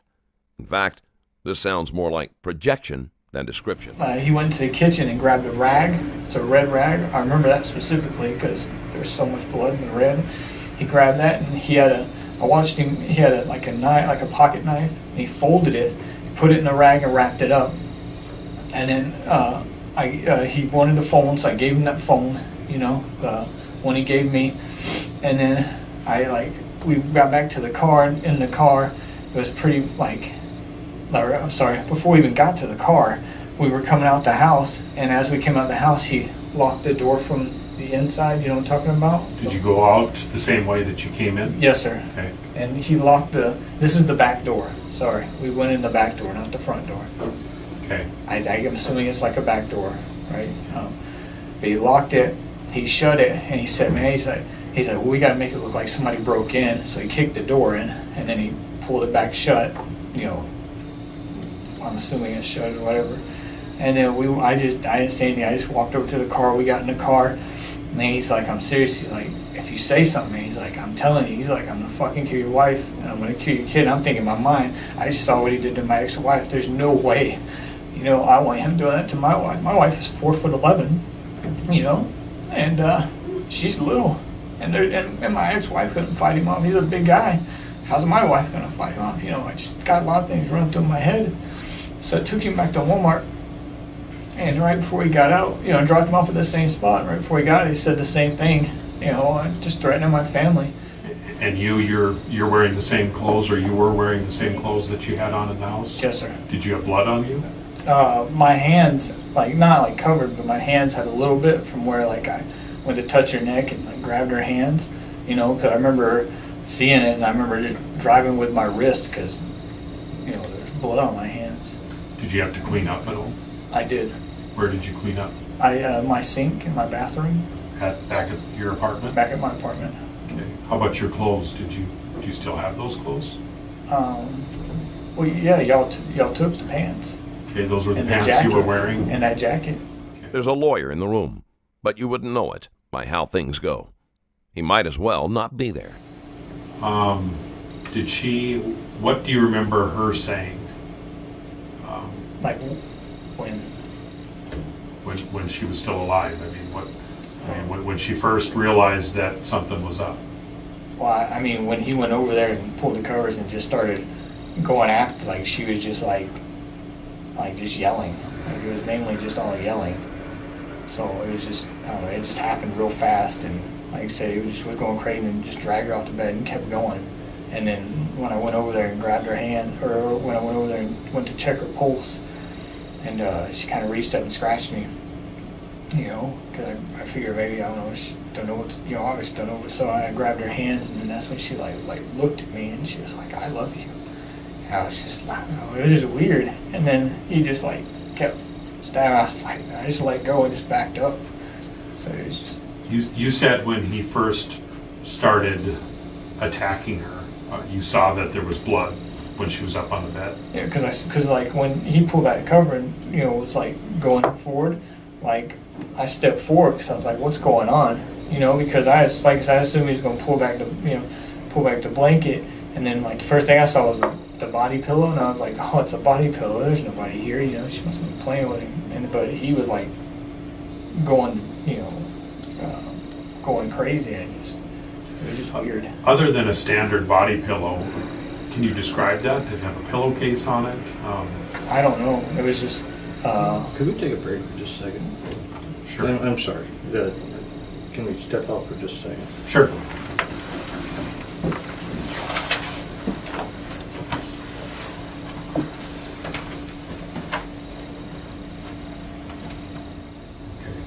I'm trying to.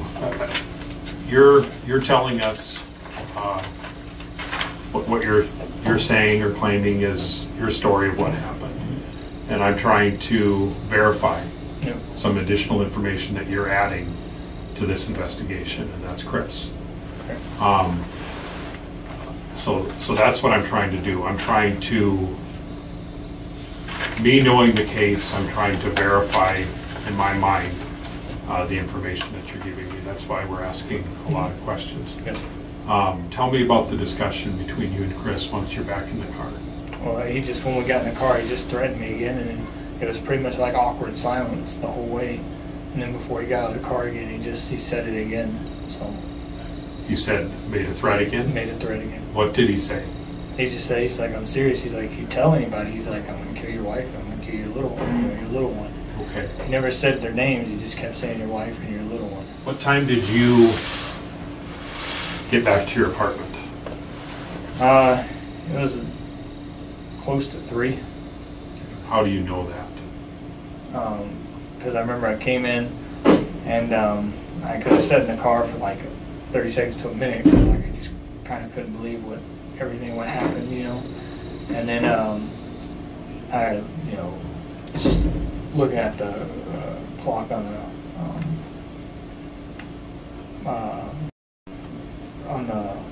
the dashboard or whatever you call it, just looking, and I was like, I mean, that's almost 3, because that's when I realized like everything happened so fast, you know what I mean, like really fast. And then I got out of the car and went upstairs, and then I went to the bathroom and was washing my hands, and you know, I usually sleep nude or in like basketball shorts, and so I just washed my hands real good, and then you know, I kind of got back in bed, and then got up again. I may have woke up, I guess, when I came in, and you know, she got up again and came in the room, and Cindy woke, you know, she woke, you know, Cindy and I up, and well, I was already awake, but woke Cindy up, and then Cindy's like, oh, I'll get up here, and went and got up. So you were gone for about an hour then? About an hour, roughly. Yes, okay. And you know, sitting here today, and whether you want to implicate Cindy or not, she had to know you were gone. And you can refuse to answer that, but I mean, it's a slap in the face, I think, to us that to say that, oh no, she didn't know I was gone. I never told her anything, and if she did, she never told me. Okay. So she's never questioned you on, you know, I woke up and you were gone. What was up with that? You told her a different story or anything? Okay. We don't know for sure who drove, but Cindy knew. That much is clear. She stalked Angela. She was aware of the plan. She may have even facilitated it. What happened was horrific. But what makes it worse is what happened after. And after Richie came home from what he had done, they had sex. We don't have to give you any more opportunities. There's nothing written that says we have to. After today, we don't have to ask you why, how, what, when, where, ever again.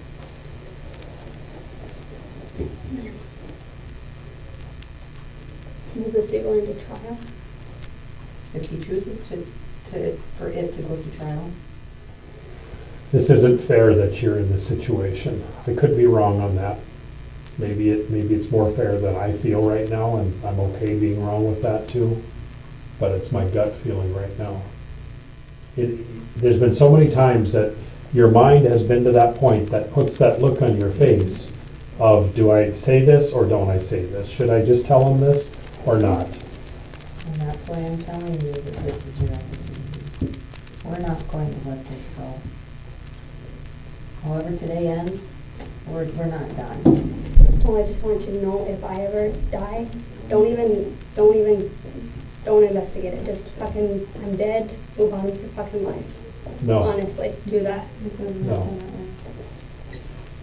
If that ever happened to you, just like it happened to Angela, and it happens to many people around our world, I can only speak for the city of Minot. I don't care who you are.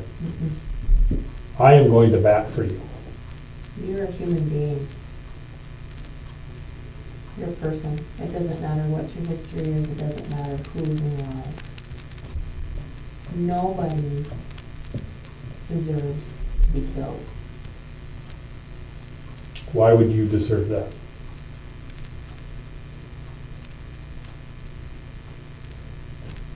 I don't know, I think it's just, people get so wrapped up on everything, like just move on with your life. Like, have you ever heard one of Taylor Swift's fucking songs about a breakup? Fucking move on with your life, like, fuck. Like, Adele is just as bad. I'm gonna call you 1,000 times, no, fucking don't. Just move on. Somewhere between discussing homicide and guilt, Cindy decides it's the perfect time to name-drop Taylor Swift and Adele. Just when you thought this interrogation couldn't get stranger. I mean, you brought that up. If you're ever found dead, God, I hope that's not ever the case. I think I don't know you that well, but I think you're a decent person. You became a teacher because you wanted to help, even though that they're driving you fucking crazy right before Christmas. Yeah. And Mom, I think they frustrate you, but I think you do your best as a mom. I really do. And being a mom is stressful. I am a mom. I know exactly how it is. It's a heavy load. Mm-hmm.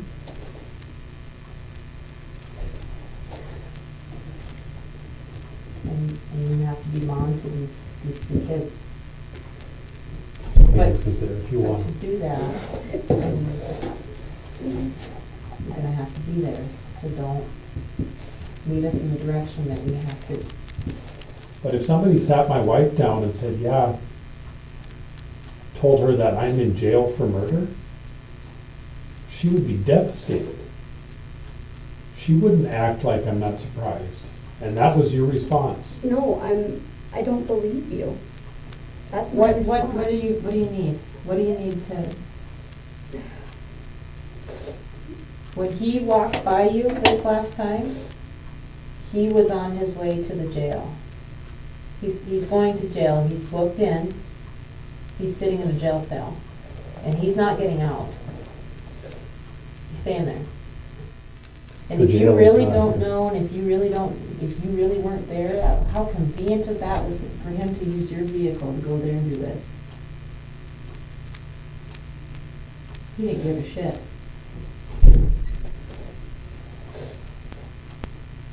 He put you there with him.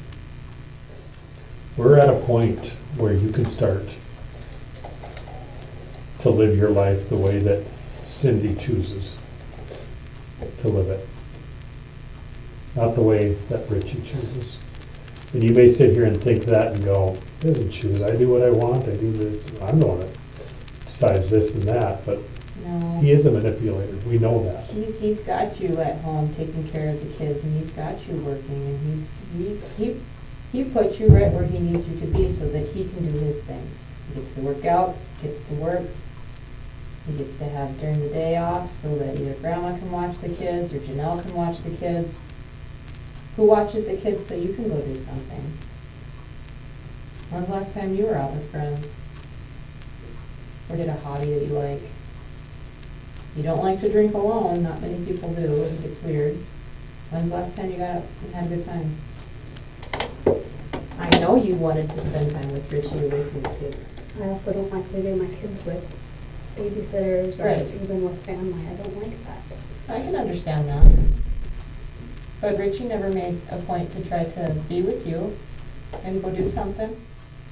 I don't like telling you all of these nasty, horrible things about your husband that you didn't know. I don't like doing that. I don't. Whether you believe me or not, I don't like doing that to people. But you need to know, and I need it to be very clear, that he did not care what he was doing. He was taking care of him, no matter what need he was meeting. Friendship, working out, physical, health, sexual. You and again, we're not trying to do that, but is it painful to see the pictures of these girls? They're just pictures of their face. That doesn't mean. Well, it tells me a lot. It shows me what he's attracted to. Because to me, I look at them and, gosh, from a distance, they look like sisters. They're very similar. Their builds are very similar. I don't really know what to make of all that either. But we don't do it to hurt you.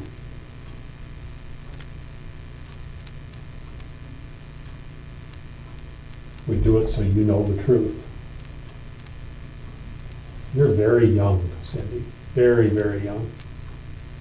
You have time to live a happy life. You have more than enough time. You're barely an adult, and I don't mean that insultingly. One thing that bothers me sitting here talking to you is how hard you're digging in. It makes me wonder if you were involved more than what you're telling us, or if there's something that you can get in trouble for here. I think that's been made obvious in TV and the movies too. When you say you watch all that stuff, you know that you can get in trouble for different things that are just related to the crime. You know what I mean? Yeah, I suppose. Accessory. If you cover up for somebody. Conspiracy. If you had a conversation and you know details about someone's involvement. He lied. So there's multiple things that can come back around. I'm fully done with him. I don't have anything to tell. I don't believe you. So you can, if you don't want to talk now, I beg of you to please reconsider. After wrapping up the formal interrogation, the detectives engage in a few minutes of casual conversation, just to see if anything slips. But Cindy repeats what she's been saying from the start. She doesn't believe Richie did it. But this is what she says next. I want to see the weapon. I want to see his fingerprints on it. I want to see where it stabbed her. I want to see pictures. I don't have any information at all. I don't have any evidence. We gave you a lot of. This is your word and 3 pictures of women. If it was my word, oh, you're talking about his sexual affairs? Oh, I don't give 2 shits about that right now. I'm more concerned about my husband being in jail for a murder, and you say it was a knife. Well, where is this knife? Were his fingerprints on this knife? You know, Cindy, in the perfect world, we'd have a video of every crime that happened. We'd have superheroes that would Angela, she had surveillance of her house. When did she say that? In a text message, she said, or not in text because they don't text, in an email, she said, oh yeah, I see every time you drive by my house, blah, blah, blah. Well, let me tell you this. If she had surveillance of her being murdered, we would have picked up Richie right away that day.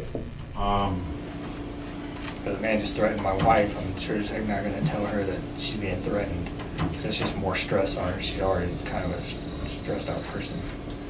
And Chris's, what was Chris's motive for? I don't know. For doing this. I don't know. He never said, and you know. Well, you talked a little bit about a motive, about a discussion. Well, I mean, at Longfellow. Yeah, they were having issues, you know. So that's why we were supposed to, you know, I was going to witness for him, he's going to witness for me, and we were going to, you know, go to court and testify on his behalf of all my dealings with her, you know, and things like that, and of course that she, you know, had some strange person in the house, you know, with her kid, and that and he was going to testify for me, and you know, kind of back each other up in a sense of what it's supposed to be. Okay, so was it over custody then? Yes, sir. This might be the only time we hear something close to the truth, because what's being said here is the motive. The phone that he gave you, do you remember the make of it? The black flip phone. It reminded me of like those cheap Verizon phones, you know what I mean? Did it say Verizon? You know, some of them say Verizon on them, or it might be like a Verizon track phone, or I think it said like LG or something on it. Okay. Yeah. And how long did you say you had it again? From the time he gave it to me till that night, so 3 months or a month? Oh, it would have been, no, it would have only been like a week or so. Okay. If he gave it to me in November, it would only been like a week or so. Okay, so we can have 2 weeks in that time frame? Yes, sir. Did you ever have to charge the phone? Yes, sir. And where did you charge it at? Oh, I charged it when Cindy was at work. I just charged it on the kitchen counter up on the aisle, or not the aisle, the counter. Okay, the island? No, not the island, sorry. Just the regular? The counter, okay. Yes, sir. Where's the charger at?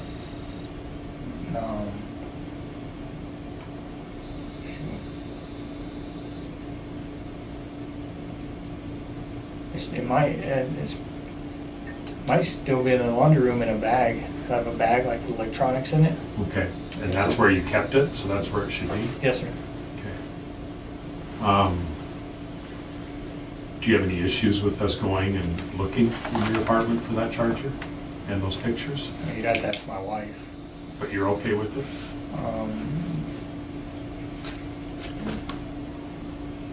I don't care. I don't know why you're looking at me. Oh, I don't, the whole warrant thing still gets me confused. Okay. I don't care. You don't care, so if she's good with it, you're good with it? Yeah. Okay. At this point, it's not just the lawyer is ineffective. He's not even trying to help. When we first interviewed you, Richie, why did you not tell us this? Well, one, because he kept threatening my family.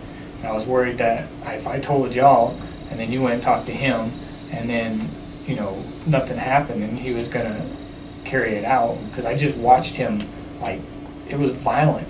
Like, seriously violent. And, like, just, it was just bad. And so I figured if I told y'all, and y'all couldn't do anything about it or didn't or whatever, you know, what's to stop him from doing something to my family, especially if I'm at work, you know? I mean, he already did it once, why wouldn't he do it again, especially if he already made the threat a bunch of times? Plus, no offense, I told you I didn't trust you. I don't trust police from being young, you know? So and then also I was kind of waiting on getting a lawyer. I didn't know I had to be arrested to, you know, get a lawyer, because I don't have any money. There's no way I can, you know, afford one. And so you were read your rights that day before anything was ever discussed with you. So I know. You were aware of the lawyer. I know that, but I mean, like, he can't get an appointed lawyer until he's arrested. Yeah. That's what he said. I'm just and he knows the law, and I don't know the law as could well have as been he offered does. something if you would have asked. Well, I didn't know that. I thought I had to get one myself. You do, but we would provide it away. Oh, I didn't know that. If you needed it. We asked you that day if you'd take a polygraph. You said you would, and then you decided not to. And that's you're right. We obviously wanted to know if you knew more about this and if you were lying. I mean, it's fair to say you lied to us, right, in the first interview? Yes, sir. Okay. Is it fair to say you're lying to us in this interview? No, sir. Okay. Are you willing to take a polygraph? Yes, sir. Okay. Nobody else knows anything about it? No, sir. Nobody else was involved in it? No, sir. Anything that you can think of that you think is important? I mean, we try and ask all the right questions and everything, but nobody's perfect. Anything that you think of that we missed, that we should have talked to you about?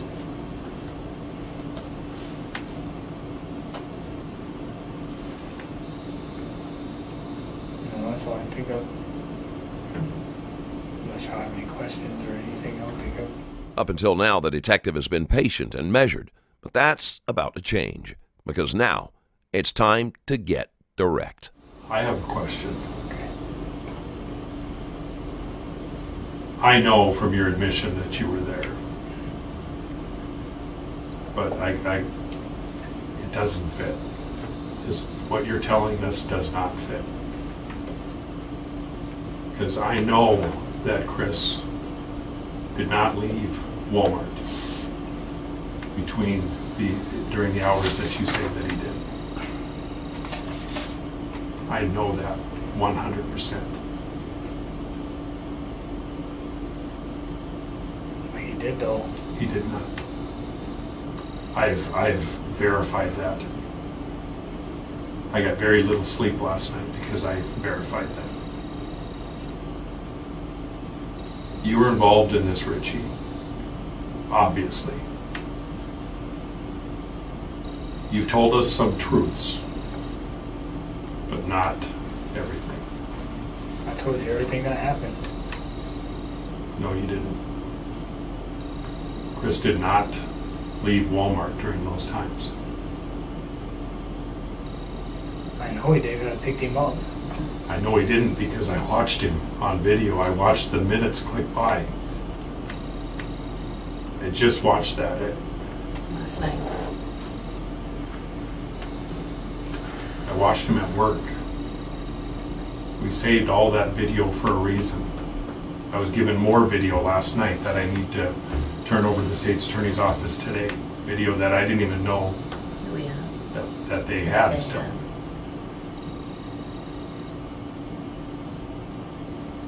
You're in a tough situation. I mean, I don't know if you did this on your own or if there was somebody with you, but it wasn't Chris. It makes sense to you. I mean, I don't know. I'm being honest with you. I don't know if somebody else was with you. I don't know if there's somebody else that killed her that you're putting Chris's name on. Is that possible? Maybe. But you're giving us details that indicate that you were there, and I think you killed her. I didn't kill anybody. I think you killed Angela. I didn't. The detective's pressing harder.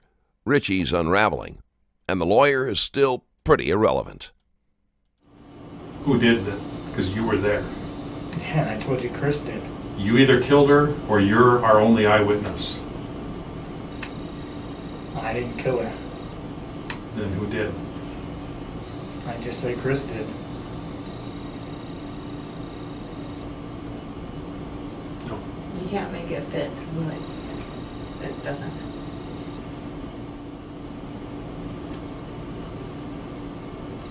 You can stop anytime you want.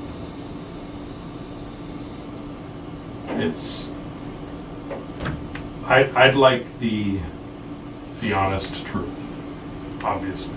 You can stop anytime you want. All right, I'll stop. Okay. I appreciate you talking to us. The lawyer only chimes in when Richie makes eye contact. This interview is revealing far more than the first one ever did. Cynthia didn't break in the interrogation room. Richie, still trying to pull strings from the jail, was busy manipulating cellmates. But Cindy had been trying to move on and rekindled an old flame. In a moment of misplaced vulnerability, she told him everything, including the fact that she and Richie had been planning Angela's murder for a year or more. But what she didn't know was that he was wearing a wire. And finally, the master plan of this evil couple was out in the open. Richie Wilder was sentenced to life in prison without possibility of parole. But that wasn't the end. After a failed prison escape, he was handed an additional 5 years. In November 2017, Cindy Wilder entered an Alford plea admitting no guilt, but accepting the evidence was enough to convict her of conspiracy to commit murder. By May 2018, she too was sentenced to life without parole. Angela's children now live with their maternal grandmother. If you enjoyed this video and want to support me further, there's a Patreon link in the description where you can do just that. Thank you for watching. Stay safe.